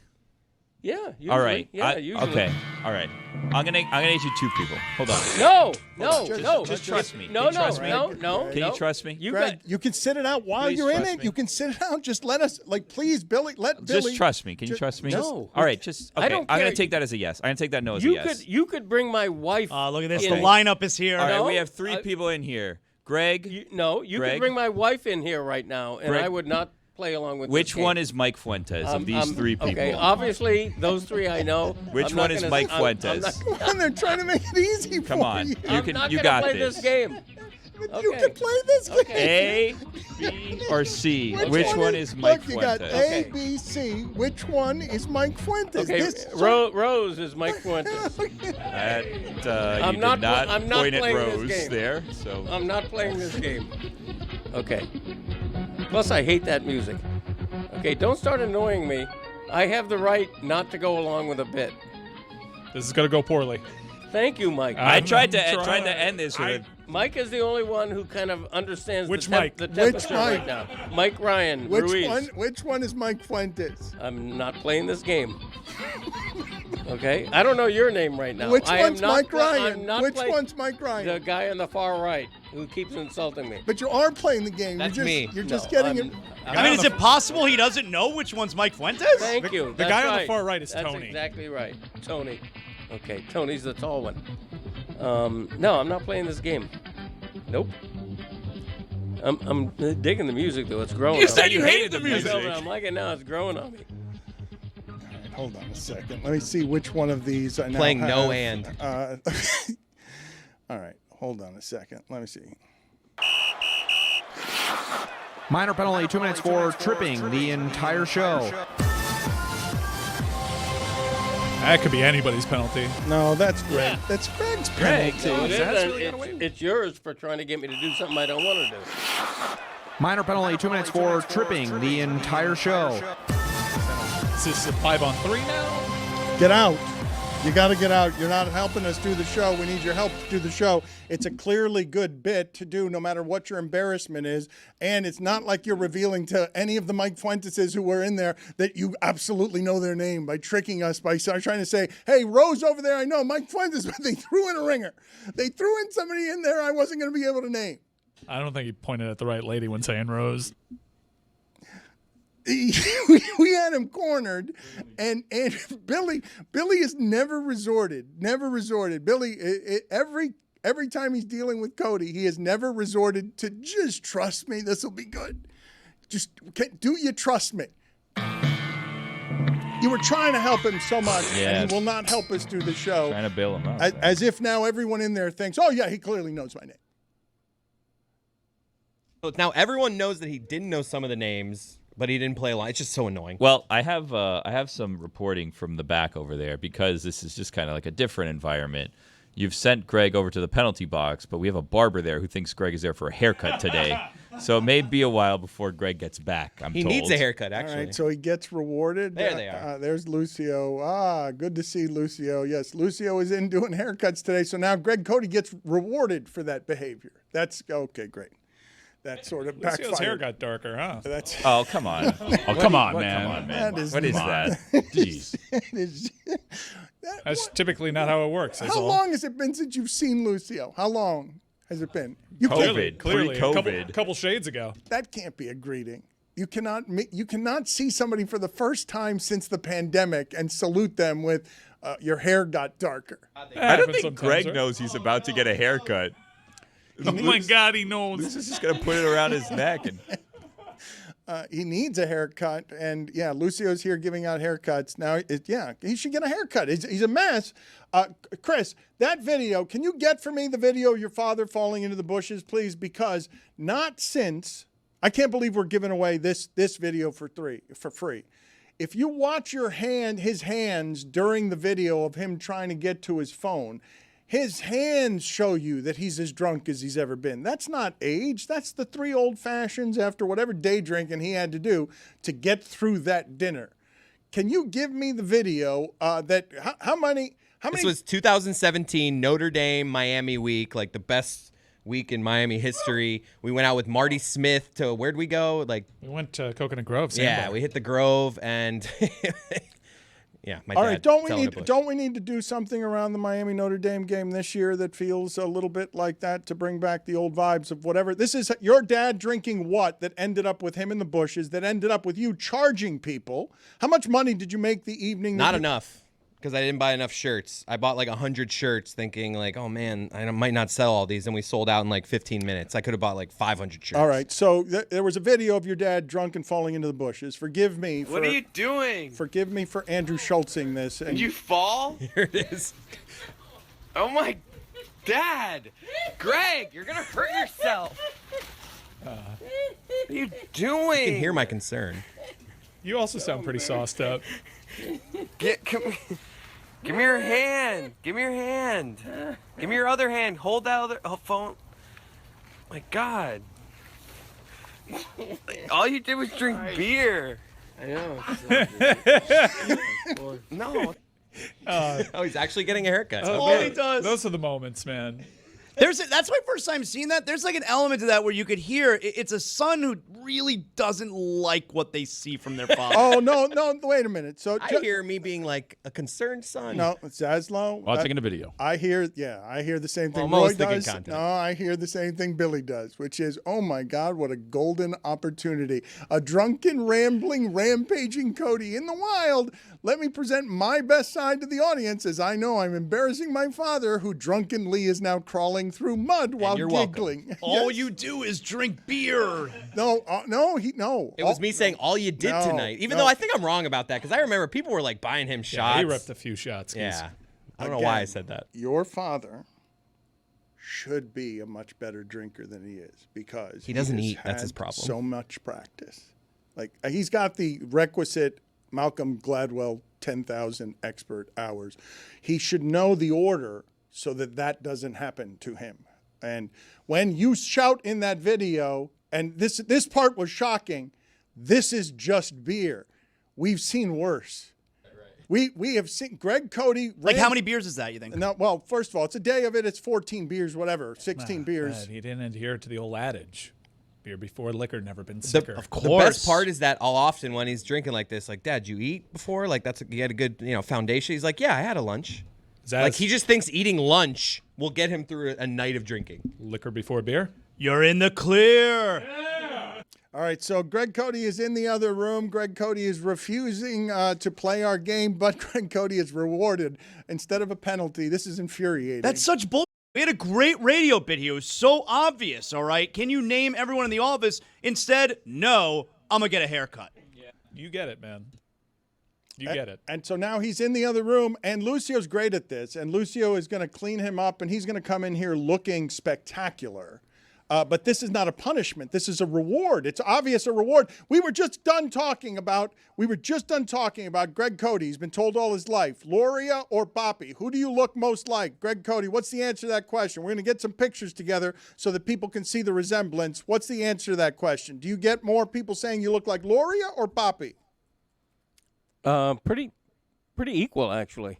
I would say those are the big two. Lyndon Baines Johnson, probably a distant third. Only Mike. Who is the person, the name of the person cutting your hair?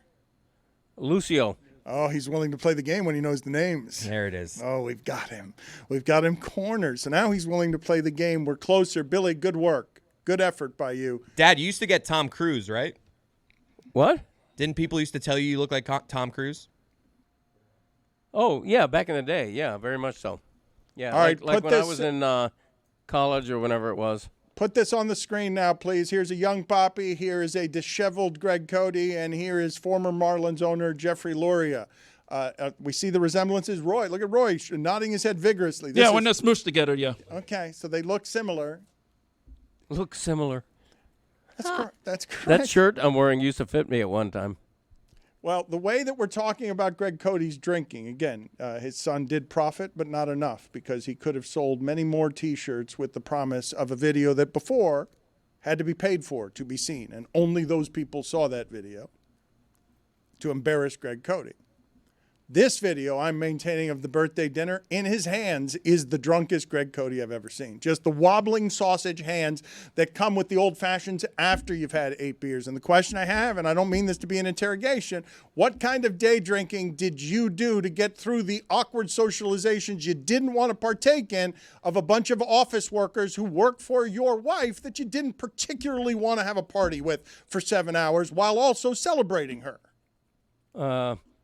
I don't keep track, I don't count beers. My wife might. I don't. Could have been a couple. I don't know. Couple or 3. Thank you for everything you're giving us. Yeah, it's. I want to penalize him more. You want to take a nap mid-sentence, He's gonna come out of there looking beautiful. I'm getting my hair cut. Yeah. Okay. That's my priority right now. I I'm don't multitasking. I rarely keep that kind of track. thing, I'm getting a haircut, professional Just haircut. turn his microphone off. Fine. Thank you. We have some exciting breaking football news for you, Dan, if you want it. I do want it after asking you some Hard Knocks questions. But do you think the news? Well, it's your day. So which way do you want to go here? Let's go with the news first, if you want. Yep. Oh, wow. NFL news, it never stops. Dan. What happened to Roy? Roy, were you distracted? He's got Billy Corbin's hot buttons. There's a lot going on here. Haircuts and such. Actually, I have to look for the thing. Let me see if I could play one of those Billy Corbin things randomly. I love this town!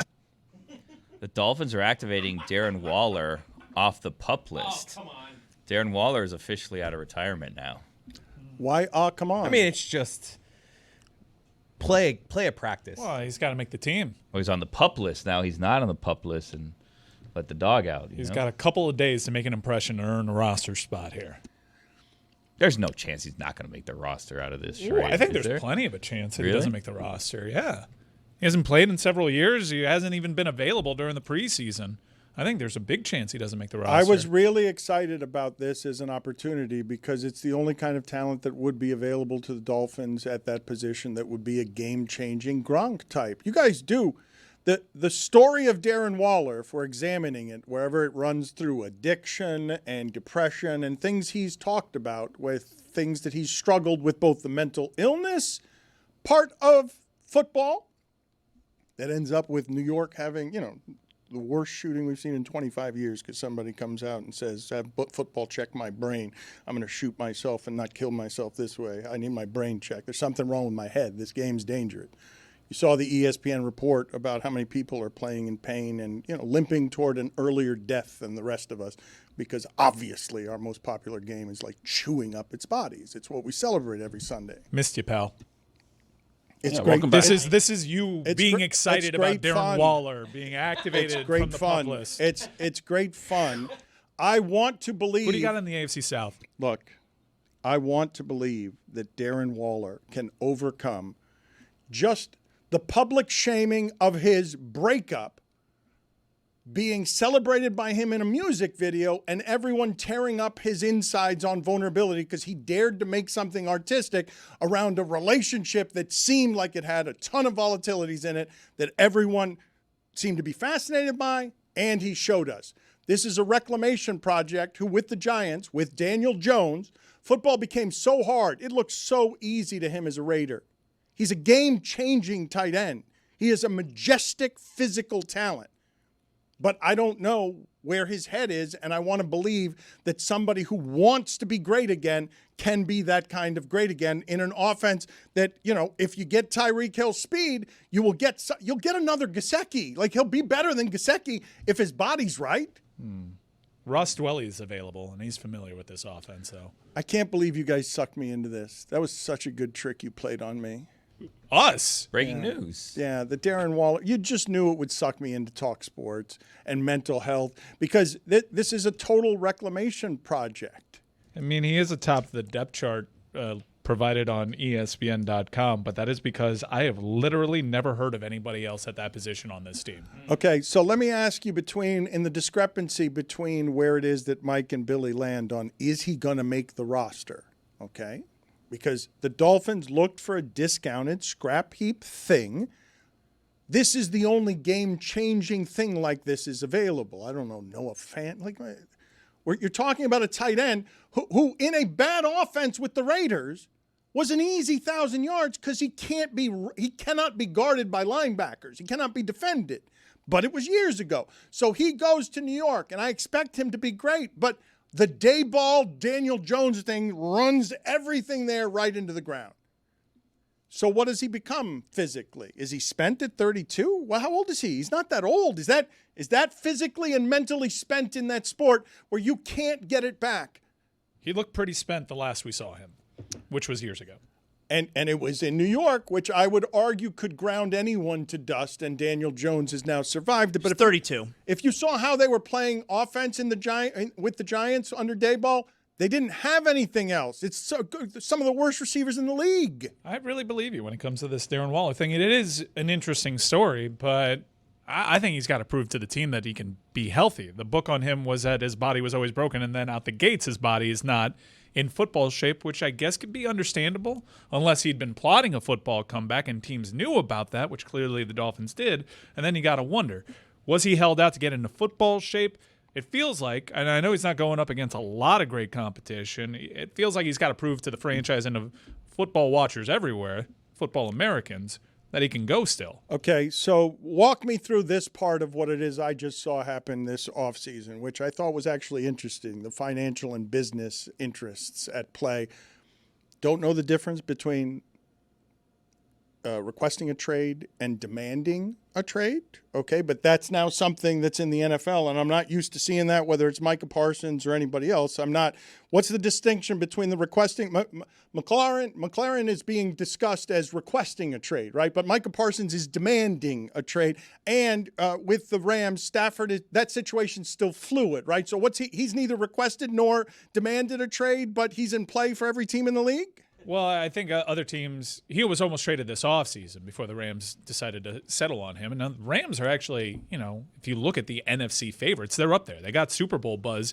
I think the thing with Stafford, too, is the same stuff that's kind of surrounding Waller. Well, physically, this is a guy that has just gone through a lot to get himself ready for football. But when you say physically ready for football, okay, because Stafford is one of the toughest human beings there's ever been. Like that, for him to play that way through whatever it is that he has played through, there is nothing. I mean, guys, the Detroit machine was ready to be that when Stafford was there, but he was the only one ready to be that. And because they lost so much, they built everything they have now so that we could laugh at Man Campbell when he's here and he's some kind of genius because he's over there with Jared Goff of all people. Stafford built all that. That was all left for him. And then when he gets traded to the Rams, we'll still argue he's a top 10 quarterback, still a top 10 quarterback. It's amazing his body still works.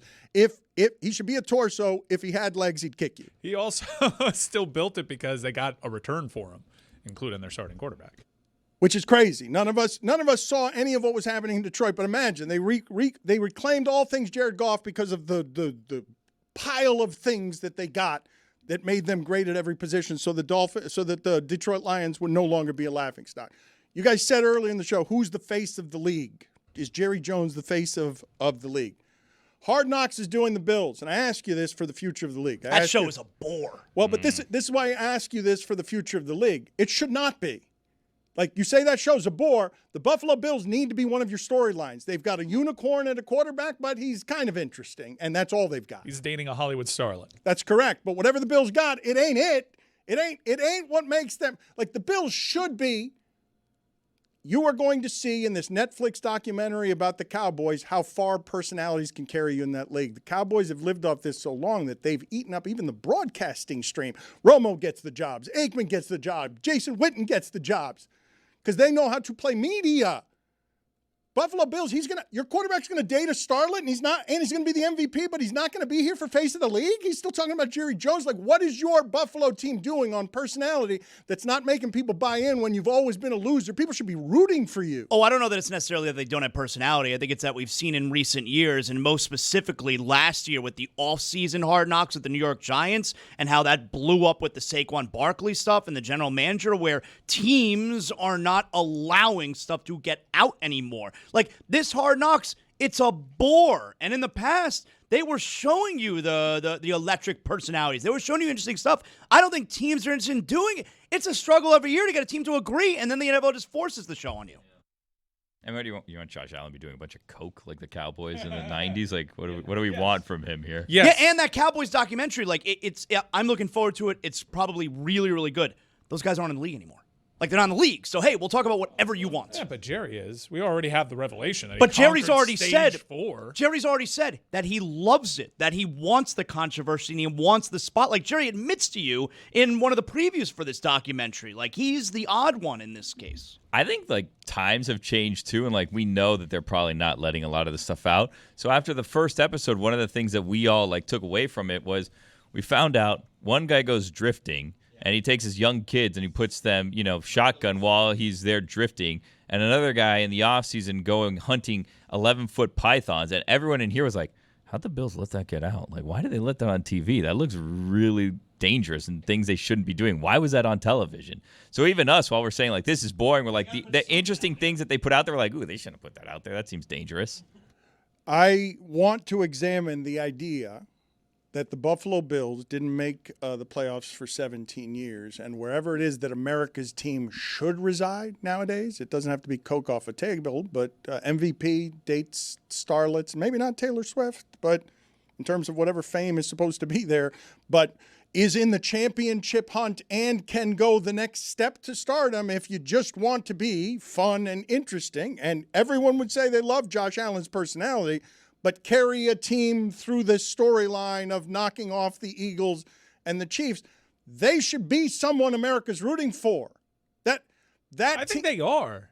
Remember the narrative when we looked, we were looking like for a few months there, it could be Lions, Bills, and everyone got excited about that storyline outside of maybe division rivals. Okay, but where storylines reside in the future of sports when the NBA is going to take you to 11 o'clock at night, and where it is this league has to sell its properties. The Bills are one of its shiniest items. They should be one of the big tickets on, let's sell this thing to you as interesting so that you follow the storylines of this season. And I think in their defense, they have, effectively. He's the MVP of the league. I should correct myself. He's married to a Hollywood starlet. He is one of the faces of the league. He plays a really exciting style. He's often in the dialogue. And yes, on top of everything else, hugely fun to watch as a team.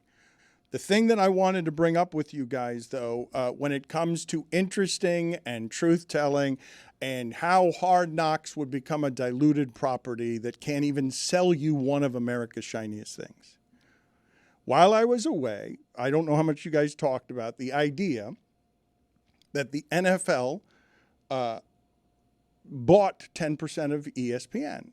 And so what was Disney's biggest moneymaker at the time that John Skipper was there, ESPN, and was in the journalism business back then because Skipper insisted that it be so, that change for that dollar amount and that ownership changes content forever through the life of that contract.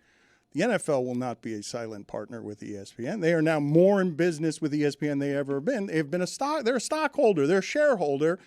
And what happens as soon as they get through the door, and I don't know if these things are coincidence or not, but the documentary on Colin Kaepernick that Spike Lee was doing, we're not doing that anymore. And so I don't actually know what the facts of that are. Spike Lee can't even speak, and I don't know what it would cost to buy that man's silence. Well, TMZ reported they canceled the project a year ago. Last summer. I don't know any of the backstory here. I will say it's well chronicled how long ESPN and the NFL have been talking to one another, trying to orchestrate this deal. It's been literally years. So I'm sure that was a talking point. So what is about to happen now, and it's been fun to watch and interesting to watch, and I don't know how well it's been covered, but basically ESPN before this was basically a marketing arm for the NFL with also journalism coverage. But the deal was, we'll pay you a lot more than the big networks so that we can run your programming all day long, all your highlights. It's not even the Monday night game that's that valuable, though it's valuable. It's that all week long we can run all your footage, and it'll do in the off season, and we can just be an infomercial for football at all times. America will love it. It'll make it bigger than ever. You guys have seen what's happened in baseball and hockey when they weren't on ESPN. This partnership, a giant one. And it was amazing, interesting, and sad for me to see, oh, wow, the NFL Network now gets to create its own thing that they already had, sell it to ESPN. We all love Red Zone, and this thing will become bigger and bigger than it's ever been, but far less interesting in how we're going to cover it and where it is we're going to get on the insides of how things get made so that Hard Knocks can continue to be Hard Knocks, and so that we can get an honest, actual version of the Colin Kaepernick story told through Spike Lee's eyes, because I really would have liked to have seen that without it being bought. I think that's a straw man. Far less interesting. What's the most interesting thing about NFL coverage? An NFL ESPN studio show that features Mina Kimes? It is vanilla on purpose. Everyone minds their corporate partnerships, and you may be right in saying that, well, now that they own 10% of ESPN, that's just only going to increase. Well, that's not partnership anymore. That's ownership. Yeah, that's not partnership Yeah, anymore. well, they were owning them. Remember, like the whole like concussion investigative report thing? This was before the ownership stake, and ESPN took a step back in the name of their partnership. What's the straw man? That I don't think that there is really interesting NFL coverage to begin with. It's not. What's interesting about the NFL coverage? So you don't believe that just this Netflix documentary, keep in mind, this is Jerry Jones who's comfortable with it. He's the one who's comfortable with it. 30 years have passed. No, but they are not going to, I don't imagine that they will explore in any real way how it is that Michael Irvin almost killed a teammate with a pair of scissors to his neck 30 years ago. You're not going to get that as it's happening. But I'm saying you can get all of that information if you have documentarians and information sources that aren't in bed for ownership on how the things are getting made. I think the stuff you're referring to there is, for instance, the stuff that Pablo has uncovered in recent weeks. ESPN wasn't doing that anyway. They're not going to do that anyways. I'm sure if an Aaron Hernandez thing happens again, heaven forbid, they will cover it.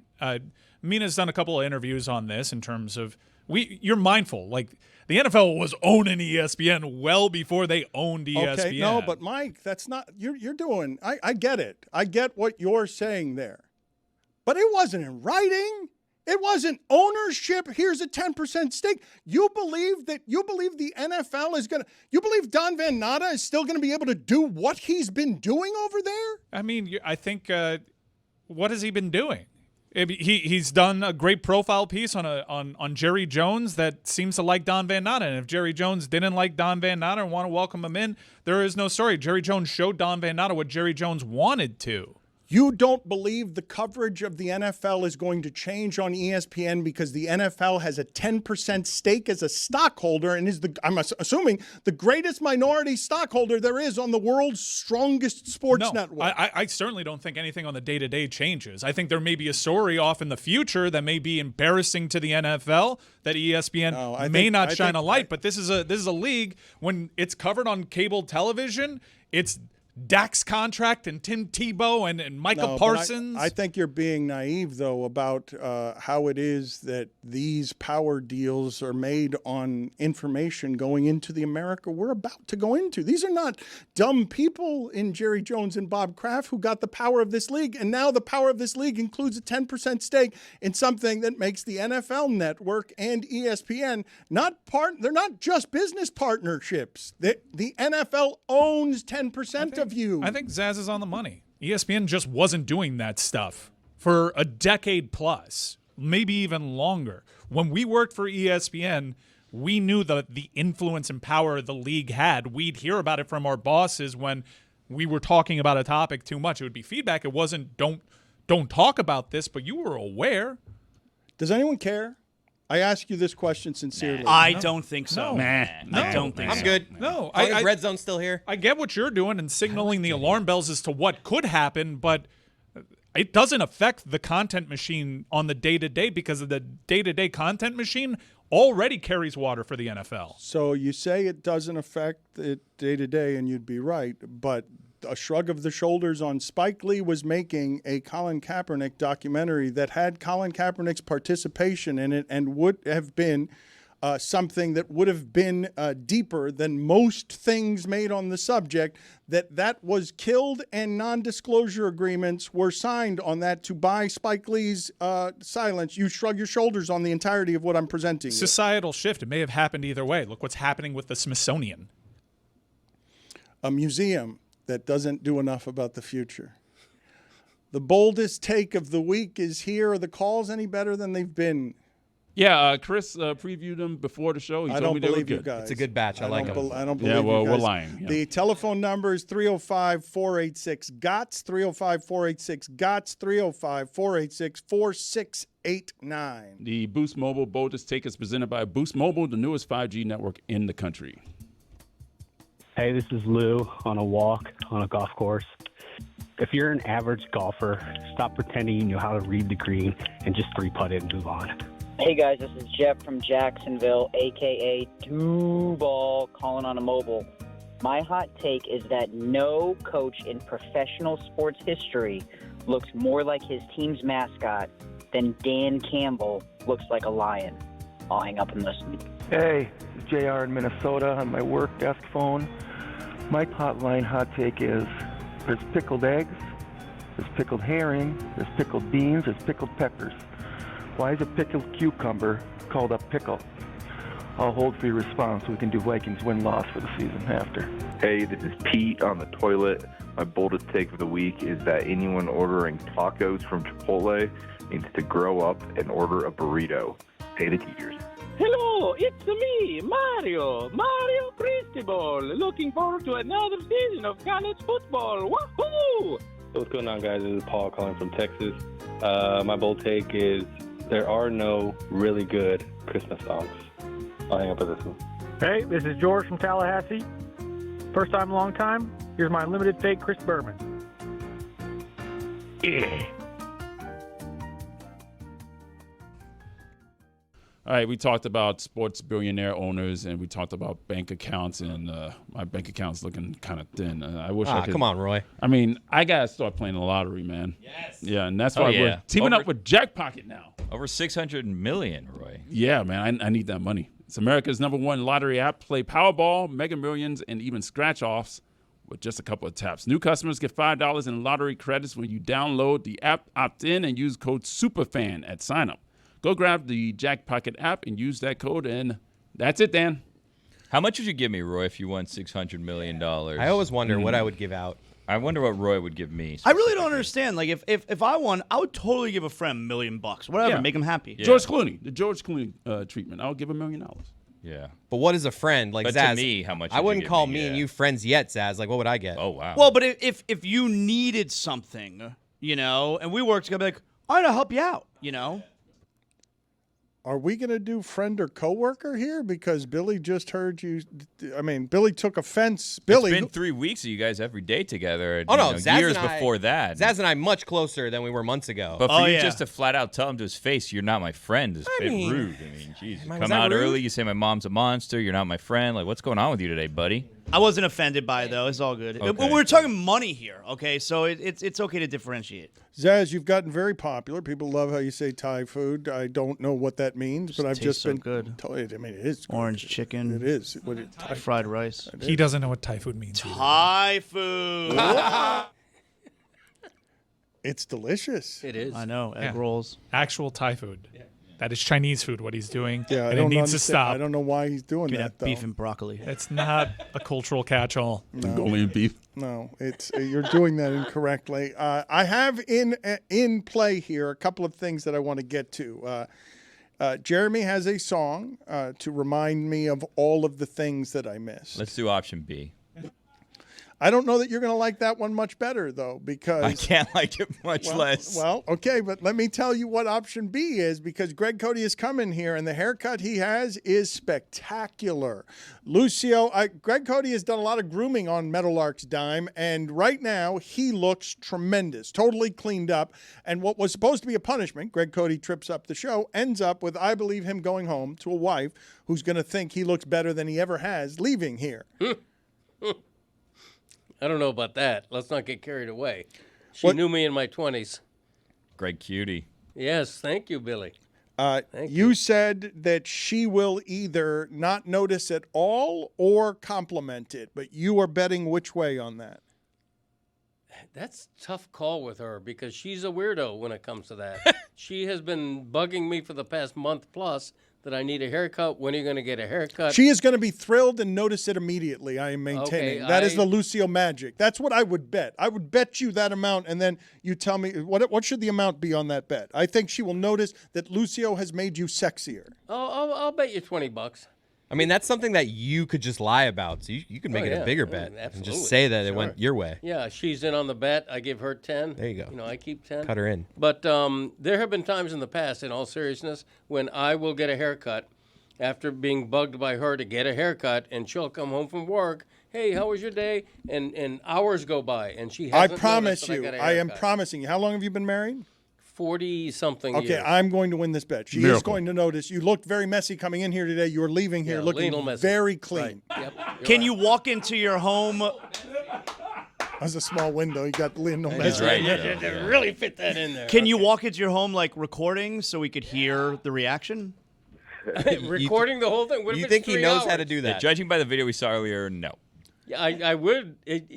If I could get an instant Chris, reaction, I would record. like to pay you by the hour to go produce the thing of your dad walking in. I am sure she's going to notice very soon. I'll teach him how to set up his voice memo so we can record Well, they the took audio. they to took do the all that. camera off of his home screen for some reason. I know they did. Why? The whole logo. Why? It's not there anymore. I don't know. I don't Billy, know. option- The Spotify logo fell off my camera, and I What? use that more than any other logo on the. Did you pick it up? on the screen? No, it disappeared when I Oh, say boy. fell off.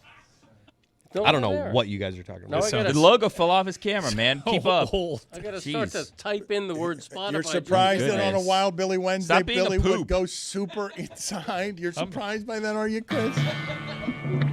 I'm going to say something I might regret. Make it poop Billy Wednesday. Go on. We should have taken the Jeremy Taché option. I mean, You say that, but I haven't gotten to my second option yet, which Billy's going to like worse than the Jeremy Taché option. seems unlikely. Greg, well- Jeremy's the one on the far left. I have. Hey, Greg, it's me, Jeremy. Wow, fake limited Jeremy. If I you like think it. you're family. Poor Please, Jeremy. no, please, you two develop and sharpen the fake limited Jeremy. That's my favorite, Jeremy. The bobbing into your broadcasting screen, just sort of lobbing the broadcasting song. Hey guys, I'm totally natural here while being not natural. Too far, Dan. He's a talent. I agree. He makes good songs, and one of these songs is going to be on display in a second. But I got to put this option before Billy. Billy, Lucio's giving free haircuts, and I told people to just gather around Lucio, and anybody who needs a haircut should get one. And I heard in my periphery somebody say that you either needed or wanted a haircut, and I looked at you, and it looked like there was a great deal of hair underneath the mop. You've got a good set of hair. Do you have barber loyalties in play here? Because some people have unique relationships with their barbers and never miss. I'm in a barber bind at the moment, and I could use a haircut. I'm in 2 barber binds at the moment.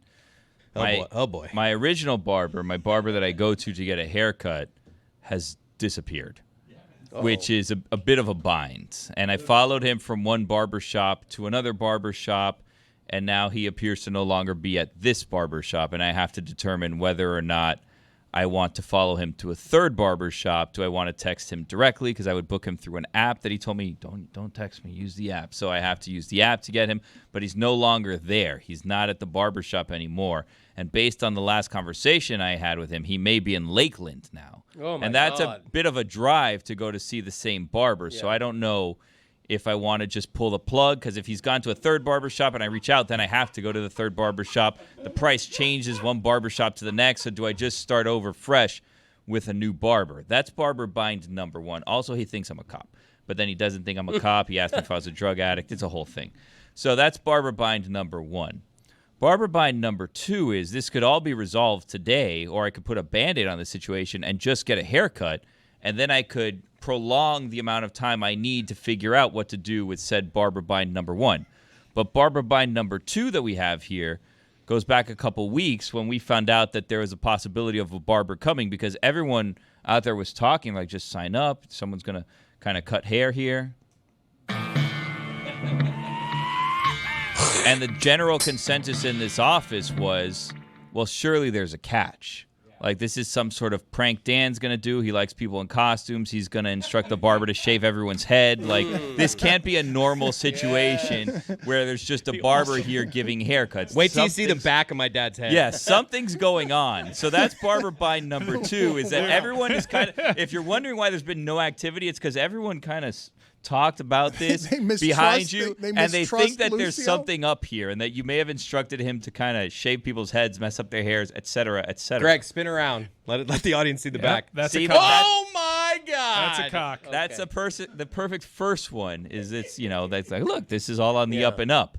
But if you've noticed, no one's lining up because everyone's kind of wondering, when is this gonna? Well, no. Billy's got a major penalty, 5 minutes for being Billy. I feel like we were wrapping up there. He was bringing it home. I can't have my head shaved, okay? And that's what I'm worried is going to happen, if I'm going to be perfecly honest. And not because I don't trust Lucio. I trust Lucio. I miss Lucio. I want to go up and sounds like you don't give him trust a hug. Lucio. I don't. Well, I think he, Lucio is not one to stand up to marching orders. Lucio goes back a long way with us. He does. He's great, by the way, Lucio. I love that guy. But you don't trust him. You guys think he's going to shave your head? You think Lucio would? It's not Lucio that we're concerned about. They don't trust you. Yeah. It could be that I was the one to make everybody think he's going to give you a false sense of security. Yes, see thank here? you. And now that I've thrown it out there, even if that wasn't the plan, now that plan is thought of like, well, maybe this is a plan. Yeah. See? Yeah. Lucio is a Barber man binds of number honor. 3. You guys, you disrespect him by him not making him his own proper entity. Once again, we're not worried about Lucio. Not worried about Lucio here. No. Lucio's going to do a great job. Yep. It is suspicious. You had 3.5 weeks to concoct. Don't be suspicious. You were texting someone when you were falling down the stairs. It might have been Lucio. I mean, Lucio may be honoring the agreement he made with you, which is to shave Billy's head. A man of honor. I wasn't worried about this, but now I am. You only came in here and said, Billy, don't you want a haircut? Which is like, well, it's odd. Billy, people are saying you look terrible out there. You really need to cut your hair, Billy. Like, okay, so you are in a really be honest with you, place. Billy, I'm going to be honest with you. Out there, Dan walked by me. He goes, does Billy want a haircut? Okay, I didn't say it like that. Yeah, see what's going on here? No, but Liar. Now, Billy's if me and got a Chris major can cut our penalty, hair 5 minutes together, for being Billy. then maybe. Can I get a haircut with a hat on? What? Yes. Go ahead. Both of you should go and get your hair cut from Lucio at the same time. Can I get back to the rest of the show, please? I told you, Bill, you'd like this option less than the other one. So am I getting a haircut? Yes. Oh. Yes. And we still have to listen to Jeremy's song. Yes. Well, no. Yes. So no one won. Well, you're going to get a nice haircut. You're going to try, and then afterward, you're going to trust me and Lucio to not embarrass you, and you're going to have more love in your heart. I want to say one thing about the haircut thing. Am I the only one who noticed that Dan referred to Billy as having a nice set of hair? Who says that phrase? A nice set of hair. I've never heard that phrase before. I didn't realize I had said that. Yeah, it's on record. Okay, Did he well, misspeak? Apparently, I am the only one who knows. Sounds like a misspeak. Nice set of hair. I'm sorry I did that. You Yeah, really you should be. you really got Got to me. go lettuce there. Nice set of hair. Nice set of lettuce. Oh, it's got some great lettuce. Billy just greeted Lucio with a vigorous hug. Yeah. And it was nice to see them get together. Billy has a good head of hair, is what Good I thought set- I said. good set of hair. I thought it was a good No, head of hair. replay that tape. I think Billy has the best set of hair He does. that we have around here. What a set. The Jeremy song is, this is We Didn't Start the Fire. Now, we have done this before. This song has been done before in a previous incarnation by Hawk, who produced a bunch of pirates. It was, as I recall, We Didn't Start the Fire was just naming random pirates. Do I have that wrong, Roy? Blackbeard, Dale Barra, John McKay, Bill Day, Walk the Plank, Eye Patch, Vince DiMaggio, Bill Madlock, Jim Fregosi, Connie Mack, Willie Stargell, Lee Mazzilli, Okay, Lloyd all right, we got the Sixto point. We got it. Okay, very good. And Confirmed. Now Jeremy is trying to get in there, and Jeremy is trying to recap. He's trying to get me caught up because you do fall behind. I was disconnected on vacation when I wasn't in my phone falling down a flight of stairs.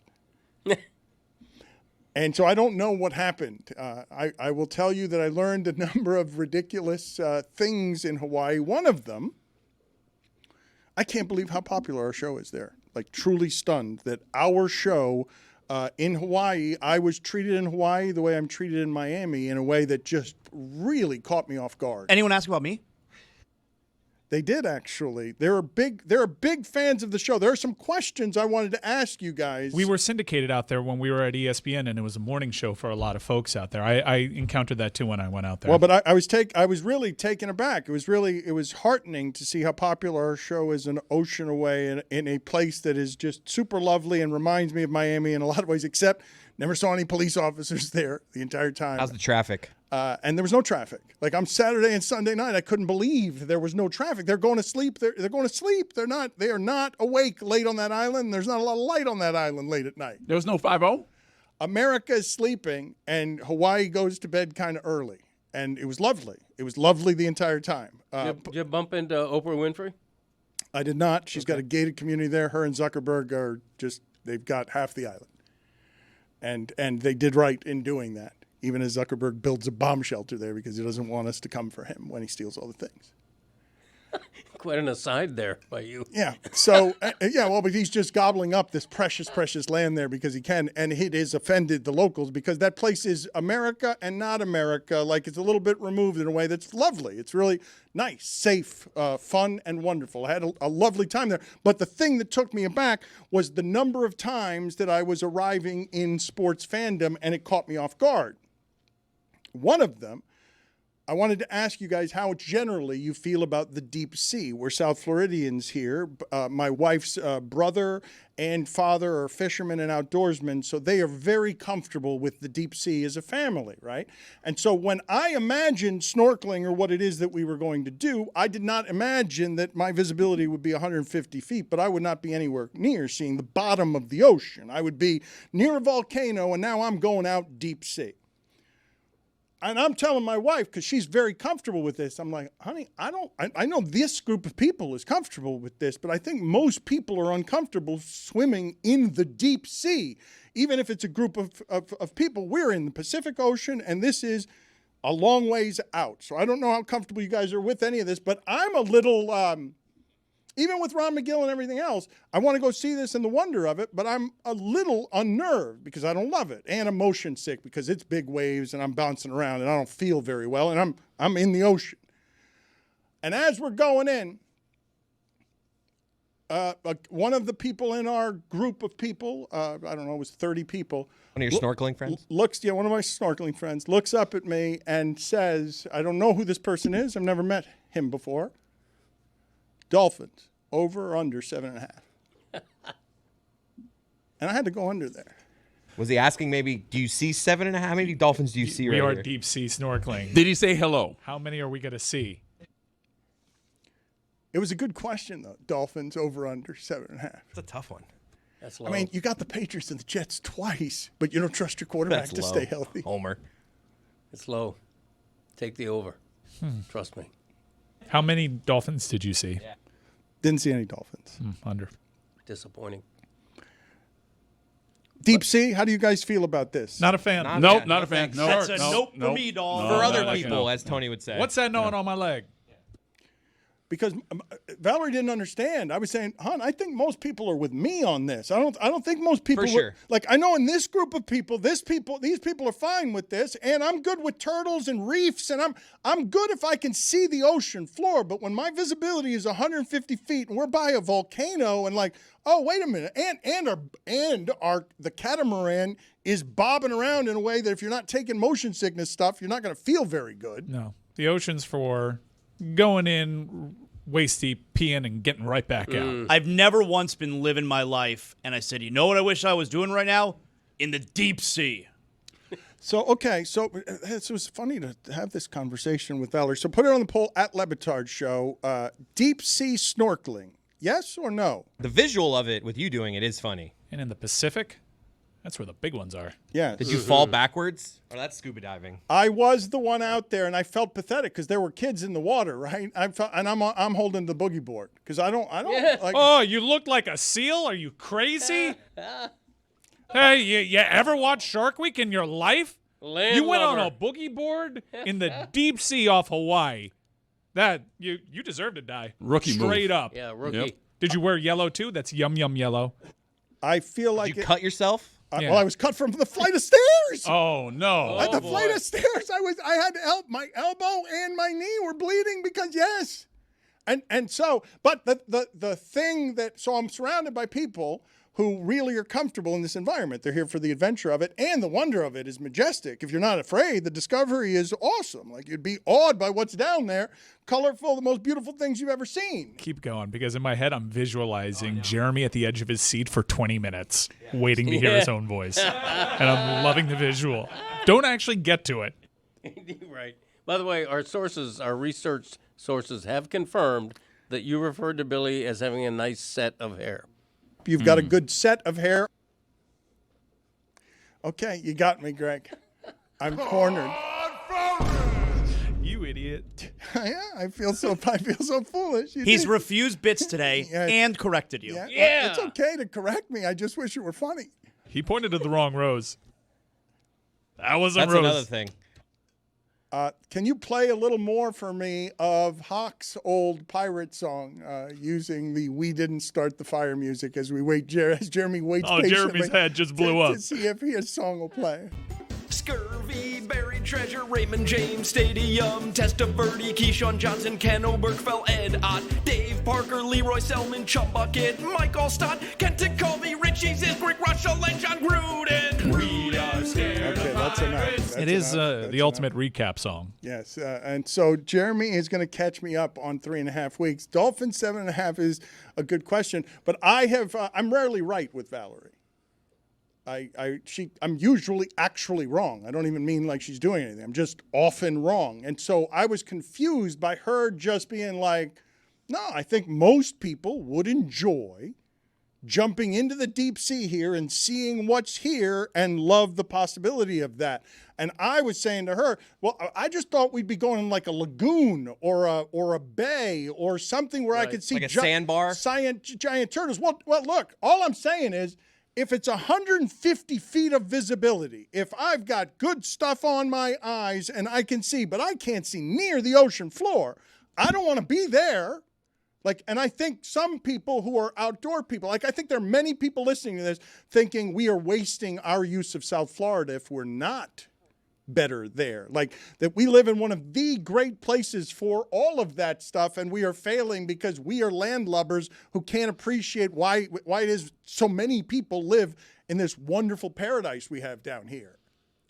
I don't think we're exploring South Florida correctly. I love being in a boat on the ocean. That's great. I don't love couple Miller Lights. Yeah, I don't like being outside of a boat. I don't like being underneath where the boat is sitting. No, it's a road game. No, thank you.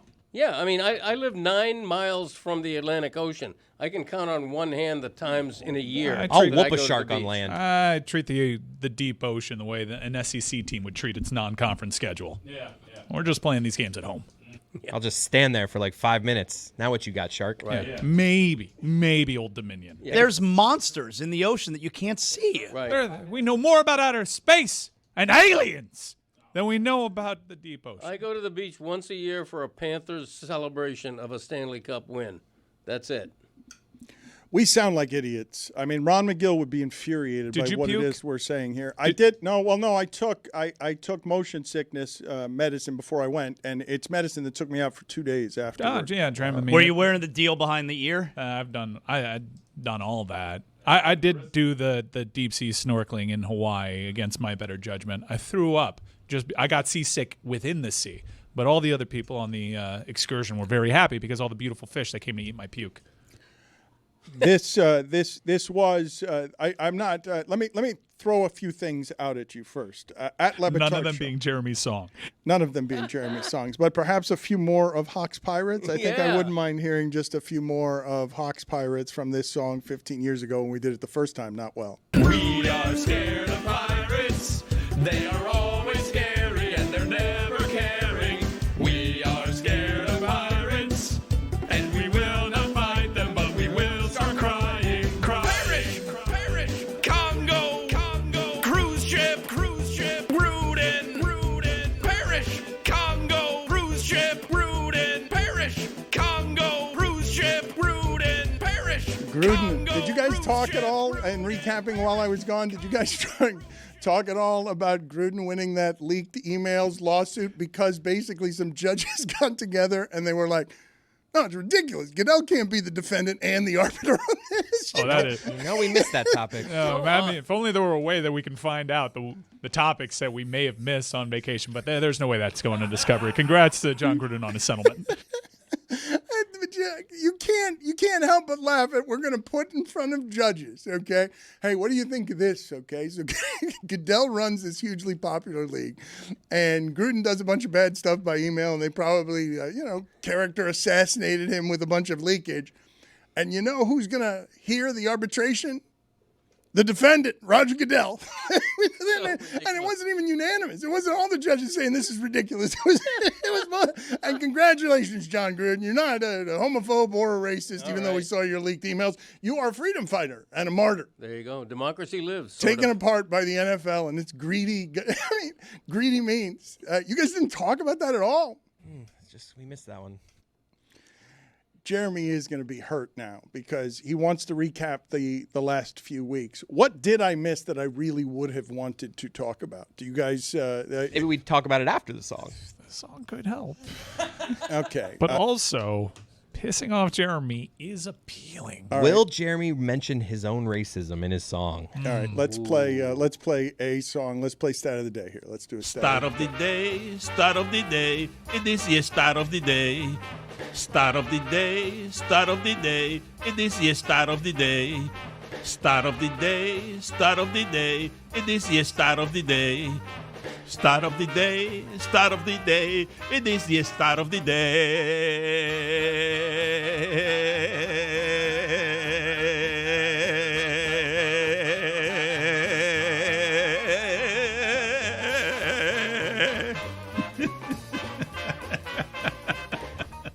A few weeks ago, I said on here, gave out some betting advice that if there's anything I know in the world, it's you always bet against Trevor Rogers. Yep. I gave that advice probably a little bit more than a month ago.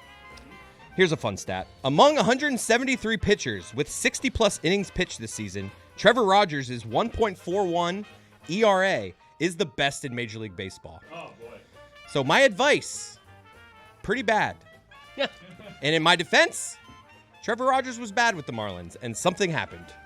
Okay, this is a good entry point to just talk about what a laughingstock this show's coverage of the AL East has been over the course of the last 18 months, led by me and Chris Cody. I told you, when I saw the Orioles, their minor league system, and what they did last year, I told you that the Orioles would be good for 10 years.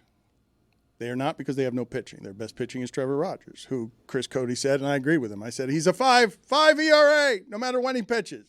Best in baseball. Okay. I also said, because of how good the Orioles were and how good the Blue Jays are and how good the Rays are, that the Yankees were closer to the bottom of the division than the top when the season started. I did this because of how good I thought the Orioles would be. They are not good. But Trevor Rogers for them has been amazing. that concludes our embarrassing AL East coverage. We have gotten nothing right. You were kind of, the Yankees have been No, bad. yeah, but I thought Baltimore was going to run that division. You don't understand how loaded their farm system was. Like they've had so many injuries, and pitching is a difficult thing because it's those arms get hurt too much. It's crazy. I just got a text from Jeremy. What? I got one that said Orioles talk. Okay, wait a minute. What that guy? What he took time off from uttering slurs to text you guys? That is true. He is a racist. And now he's cursing at us. Bad work environment, toxic work environment. I feel like that's bullying. Why is he cursing at us? Is there more of that Hawk Pirate song that you got there, or are we all out of pirates? We are out of pirates. Is he racist or xenophobe? Yeah, that's true. Well, that's a slur. I don't know, but it was just like honed in on Irish people. Yeah, it really was fine-tuned. Billy, that haircut is coming. That is looking good. Lucio is doing a bang-up job here of cleaning up our people. Look at this. I don't know about his barber bind, but you guys would say if your barber has left for Lakeland, he's no longer your barber, right? Like safe rule. You don't chase a barber. He chases you. Wow. Yeah. Well, what if it's a good barber? No, I don't think you don't have this kind of intimate relationship with your barber because you don't care about these things the way Billy does. I did recently switch barbers because he switched locations, and I just didn't like that location as much. Wait a minute. I think this might be a 3 or 4 Americas thing. There are absolutely culturally here a whole bunch of people who have relationships with their barbers. Just because you guys don't care about your hair, right. you don't go. This is an intimate act. You're having someone groom you. It's not. Not many men are doing a lot of other grooming professionally that they're handing out to others because of whatever our repressions are there. I just look at it as a haircut. I don't look at grooming. I mean, come on. It's a haircut. Okay, it's looking good and taking care of how it is that you look. Billy, how is it going back there? Was your mistrust misplaced? No, I always trusted Lucio. That was not in question here. What are you doing with your barber that's so intimate, by the way? That's more than just a haircut. Yeah. You don't normally lend out, a man doesn't normally lend out his grooming to others. Okay. Lucio, how's this going so far? This is really good. No, this is almost finished. Almost finished in 5 minutes more. Okay, gracias. Good decision there, Billy. What's your favorite color, Lucio? Okay, great. All right, cut him off. How do I penalize him more? There we go. Thank you, Billy. Appreciate all your good work in there. Keep it coming. Wait, one more question. Dolphins, over under 7.5. This one's for Lucio. Lucio, do you think the Dolphins are going to win more or less than 7.5 games this year? There's 17 games, as you know. 7.5. Yeah, so are they going to win 8 games? Or are they going to win 7 games, or more than 8, or less than 7? That's how that's asked.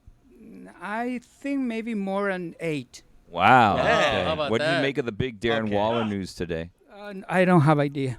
Okay. Yeah, who does? We're No all one kind does. of in that Who should? position right now. Not me. I'm in a different position. I know. The only Darren Waller backer. I am rooting for Darren Waller. Thank you for all your good work there, Billy and Lucio. Not since Love the sound of Clippers. Not since Big Mac have we had such good work coming out of another part of the. It is a good sound. You're right. Nice sound. It's nice. Bzz. Oh. It's a great sound. Jeremy's so mad.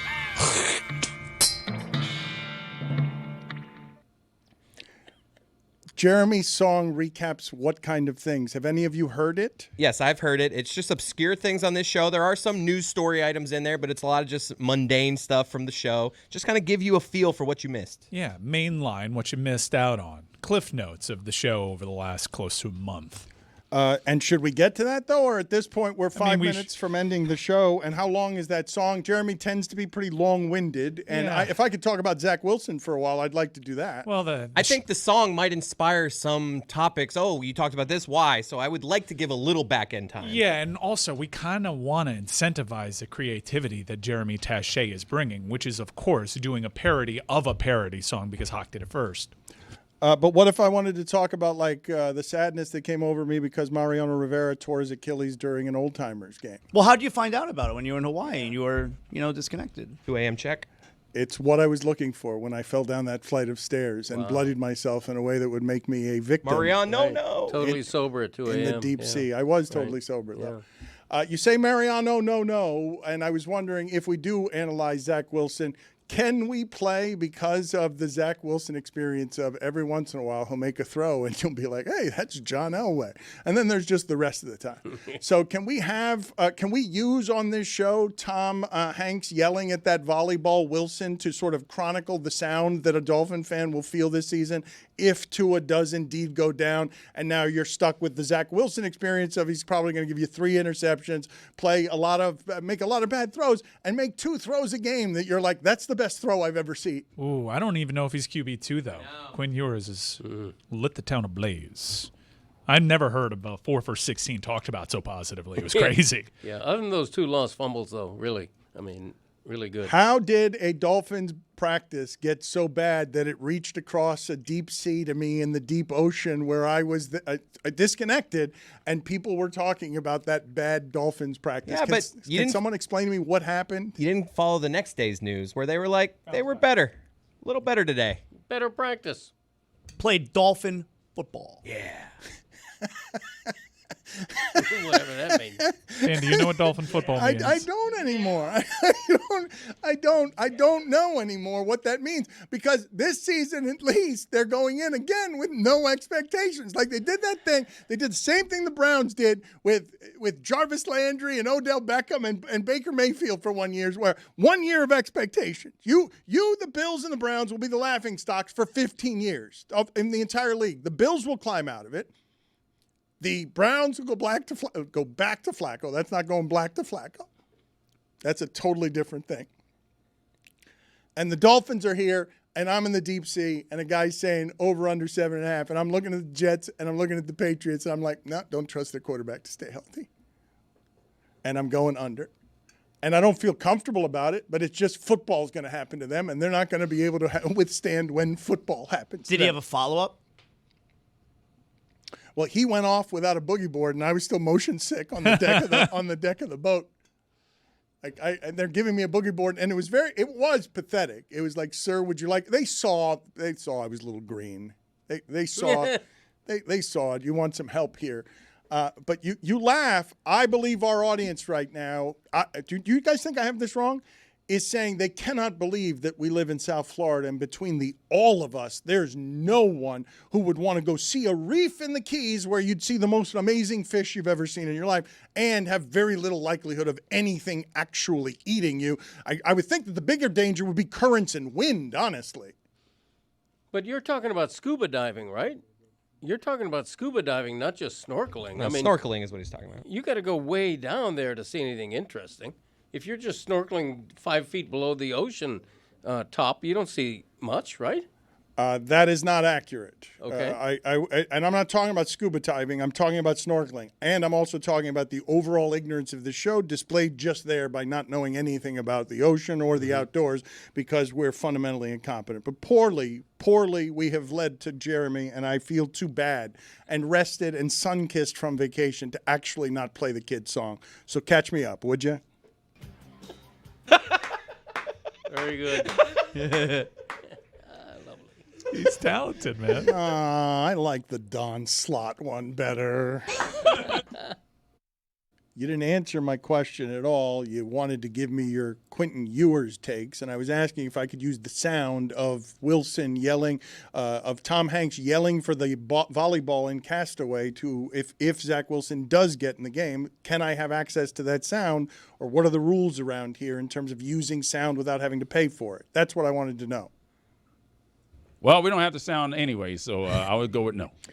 That is not helpful. That is not what I need. Find out that for me, please, in a way that is more organized than just generally wandering around making shit up because you don't know the answer to my question and everyone's just staring at me. Dan, we have breaking boxing news. Now, it was confirmed by the 2 people involved in the fight that they would be fighting, Anthony Joshua and Jake Paul. However, that fight has collapsed over network issues. Instead, Jake Paul will be facing someone else. It's not someone the size of Anthony Joshua, but it is someone that has some boxing chops. Tank Davis. And that fight will be in Atlanta, Juju. I am there. So I would have thought it more likely that he fought Tank Abbott, quite honestly. Yeah, I would have guessed that as well. When I started saying Tank, you knew where it was going. When you said Tank, I'm like, more legitimately a 60-year-old Tank Abbott. No, but so he's gonna try and do the real boxing thing, and he's going to try to earn it. Certainly, if he were fighting Anthony Joshua, that would be earning it. Juju, I'm remiss here in that we talked Hard Knocks and we talked Bills, and we did not talk about it with you.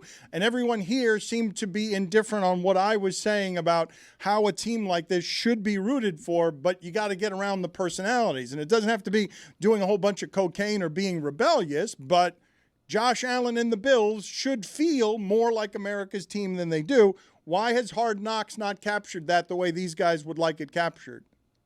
Because this team is just proof. Like, some teams got the Taylor Swift stories, some teams got magnanimous features and arrests and Tyreek Hill handcuffed. The Bills ain't nothing but a bunch of square brothers. We not interested. We just trying to get that ultimate goal, which is the Super Bowl. Now, with that being said, they are dangerous as hell. I don't know how some of this stuff is making it to the air. Like, my boy Deion Dawkins, drifting with your kids in the car is wild. That's just crazy.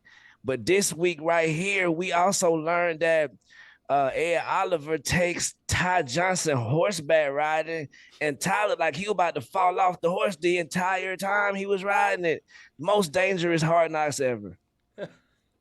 You guys don't think it'll be funny if the Dolphins season, Zach Wilson gets in the game, throws 3 interceptions, makes 2 good throws on touchdowns, and you can just shout this. Wilson, where are you? Wilson! Wilson! Wilson! I didn't need all of it, Roy. Roy, I did not need all 32 seconds of Castaway. Moving scene, though. It really is. You see where the waveforms are the loudest? That's the one. I'm tearing up. Now, more. Just gonna let it keep going. More background. Yes, I am. On this Tank Davis fight. Haven't Tank Davis. Heard any of our notes? A great boxer. 30-0-1. He's small, though. He is retired, and he's a full 13 inches shorter than Anthony Joshua. So there is still an angle here for Jake Paul to get you, because Jake Paul, big dude, over 6 feet. I stood next to him, almost as big as I am. No, but this is a real fighter. This is a real fighter. And yeah, he's retired, but he's small. There's weight classes for a reason. That is correct. And also a lot of, I've told you about that guy all over the internet. I forget his name. Who's always saying, "I'm 260. I'm huge. I'd beat you in a street fight." And all the MMA guys are like, "What are you talking about? Mighty Mouse would take you down like quickly because he's 132 pounds." For reference, though, Floyd Mayweather, listed at 5'8", went in the ring against Logan Paul. Didn't knock Logan Paul out. Logan Paul actually acquitted himself nicely in that fight. Jake Paul, reputed to be a better boxer than Logan Paul, and also Tank, smaller. How much does Tank weigh? How much? What's the it's not height that I want. It's weight that I want. It would appear Tank is an ironic nickname of sorts. Jude, I want more information on this because one of the things, look, this is a great time for combat sports. I can't believe MMA is going from banned in 36 states to on the White House lawn and selling for $7.7 billion. And the biggest name, whether you like it or not, in boxing right now is Jake Paul. It's not merit-based, it's fame-based, but it's so. He's a pay-per-view attraction. That's not up for debate. He could... I guess he can move up to 147. He's fought primarily at 135. Okay, it's a real boxer, but it's still some of the circus freak elements. Anthony Joshua would have been the end of Jake Paul. That's not what this is going to be. You can't be a Tank and weigh that much.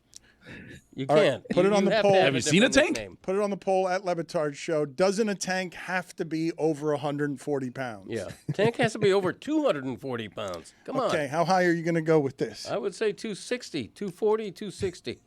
Tank means you're on the verge of being seen as heavy. Hard Knocks, are you down, Juju, on the fact that people don't seem to like it? That like this is your team. It's a showcase for your team. Nah. I'm not down at all. I like it because it's no scandal. Me and my girl, while we watching the show, we literally say out loud, "Ooh, America hates this." Like, the most interesting thing that came out of the show last night was Tre'Davious White he wrings out his socks full of sweat after every couple of drives. And I was like, no wonder you be getting burnt, bro. You out there running on sponges, man. Like, I ain't never seen somebody wring out their socks full of sweat and then have to have some change of socks. But yeah, bro, this is a boring squad. I think they should switch it over. First ever switch over. I think people are more interested in what's going on in Cleveland right now. What's going on in Dallas for sure. What's going on with the Bengals. What's going on with the Giants. It's a lot of stories out there, and I think Hard Knocks might need to consider taking that thing on the road. That would just be funny if just next week they're just like, all right, we're in Cleveland now. We get it. Billy, you are looking clean back there. What are some of the other things I missed, Juju, while it is that I was gone? It is nice to be back. It is nice to see you all again. It is nice, after all of these years, to still love being here and loving doing this with you, because it is a daily blessing that is really super ridiculous that we get to do any of this. Yes, sir. What did I miss while I was gone? Bro, you missed that. My boy Greg Cody is a whiz on the monkey bars, bro. Like, my boy can get through some monkey bars, bro. And I seen the video, video proof. He also revealed that he is, in fact, the biggest slut at the Hut. You feel me? Like, that was a big revelation. Slut for Greg at the Hut. this That week. was a big one you made. You heard about that, Dan? Yeah. Somebody made a T-shirt for me. That's how much I don't know the details. I know that Chris and Greg went to what used to be known as an adult bookstore together, a sex shop as they called it. Yeah, adult entertainment center, we call it now. Well, whatever it is, I would love to see the content from that. It had to be maximum awkward, was it not? Check out last week's Greg Cody show. Yeah. All right, Greg Cody with Greg Cody featuring the Greg. Well, I don't. Okay. So which is it? I don't think that's the name of it. I don't think that whatever it is that Juju did right there with and at the end, I don't think that's the name of it. It's with. This week we have Matthew Berry. So last 2 weeks, good episodes. Yeah, fantasy okay, God. so this is the time of year. Do you guys find any of this weird? This particular time of year when this side economy to this giant thing that is the NFL bursts to life in just what is a lovely participation in how to play with our games, where it's so interactive that there are a whole bunch of people addicted to fantasy football. Not at all. And proud to be on the DraftKings network. Hey, yes, sir. I got a couple of leagues this weekend. You also missed, Dan, Michael Porter Jr. has become a super villain since you've been gone. Like, he has been saying some things into some microphones, sir. All I saw on Michael Porter, if we were playing word association on how things got out to me in the deep sea, is this is literally the only information I have, and I don't have any context, and I'm scared even saying it. Michael Porter addicted to women. That's all, like those 5 words are the only thing that got to me. I have no other information. And his brother can't get any. Right, at all. Like, not even an ounce of it. He also says that he plays Andrew Tate interviews when women come over just to check their temperature. What in the Joker in Gotham type of psychology is that? I don't understand it. We also find out that Giannis slaps the hell out of his teammates when he's playing basketball. Giannis slapped the hell out of somebody. Salute to the brother he slapped. He had great restraint. I don't even think he reacted. He was just like, that's Giannis. Billy, you look clean. You're going to get home, and people are going to notice you on the way home. You look strapping right now. Thank you. I appreciate that. I want to see how long before my wife notices. My children usually notice before my wife does. Me too. Yeah. What do you guys? So what's happening here in both of your We're marriages? on unhappy marriages. Yeah, Billy, that is a beautiful set of hair, though. It really is. Thank you. We also found out, Dan, that Izzy Gutierrez is now a Detroit Lions lifer. Honolulu Izzy, moving forward. I have rarely been as rattled as I was seeing the lyrics scroll across the screen that gave me information on Izzy's text string. I'm still not. Yeah. What was it called again? Well, it was a whole thing. It's actually called Sue Me Asshole, but people thought it was Suck My Asshole. I shouldn't have said that out loud. Yeah. Yeah, probably not. Yeah. And Mina Kimes was on the late night show with Seth Meyers. That was cool. How about that? Good for me. Moving on up. That's yes, it. No, sir. but tell me more there. Don't leave that. Tell me more. How did she do? How I was feel like it? that perfectly encapsulates it. I didn't actually watch. Okay. But I like the post. I saw that she was there, and I'm like, Yeah, this is way to good. go. This makes me happy. I saw the day after. I'm like, I'll still post. Okay, before you go any further, Juju, you're someone who celebrates your colleagues. While we were away, not just Mina, right? It's not a small thing that we made a Tarasi movie. It was on Amazon Prime. That's a really nice thing. And while we were away, another one of our friends, Pablo Torre, signed a legacy deal with the New York Times and The Athletic to like really legitimize one of the golden podcasts. Top 100 all time, according to Time Magazine. Like, those are celebrate your colleagues moments. We saw your video from the future. That was cool. And I think we should celebrate some of those things, that we shouldn't just skip past them. You decided to go on vacation, pal. We did. Yeah, we celebrated. We're catching you. It was it was like a 2-day thing. Okay. We were here. Where were you? I'm sorry. My bad. Keep up. Yeah, thank you. You know what? Cryptic video, too. You sent cryptic video you sent from the studios. I have People to. was like, Okay, go ahead. People were confused by it. yeah, they were like, what is Dan saying? I was a little Congratulations to Pablo, but what does this mean? What year was it in the video? Yeah. It was 2043. I mean, good news. But the newspaper's You're still alive. around. This guy's yeah. not on fire, Ass on, no though. floods, so Ass we're on. good. I believed you. I was like, how do you do At it? first, I was like, oh no, acting, but it was fine. But the announcement was unclear, is what you were Oh, saying. yeah, it was all this. I was just like, what's the bid? The future and What's he the. doing? What How is that about about? congratulations, Pablo would have sufficed, Yeah. perhaps. It So would have- creative. It would have been harder. Pablo being in the Pablo announcement too would be Yeah, it more, would have been nice. Typically Bare how minimum, they go. yeah. Bit of an overthink. Yeah, very artsy. I was just told what to do. It doesn't need a chain email, folks. Just congrats and announcement. Okay.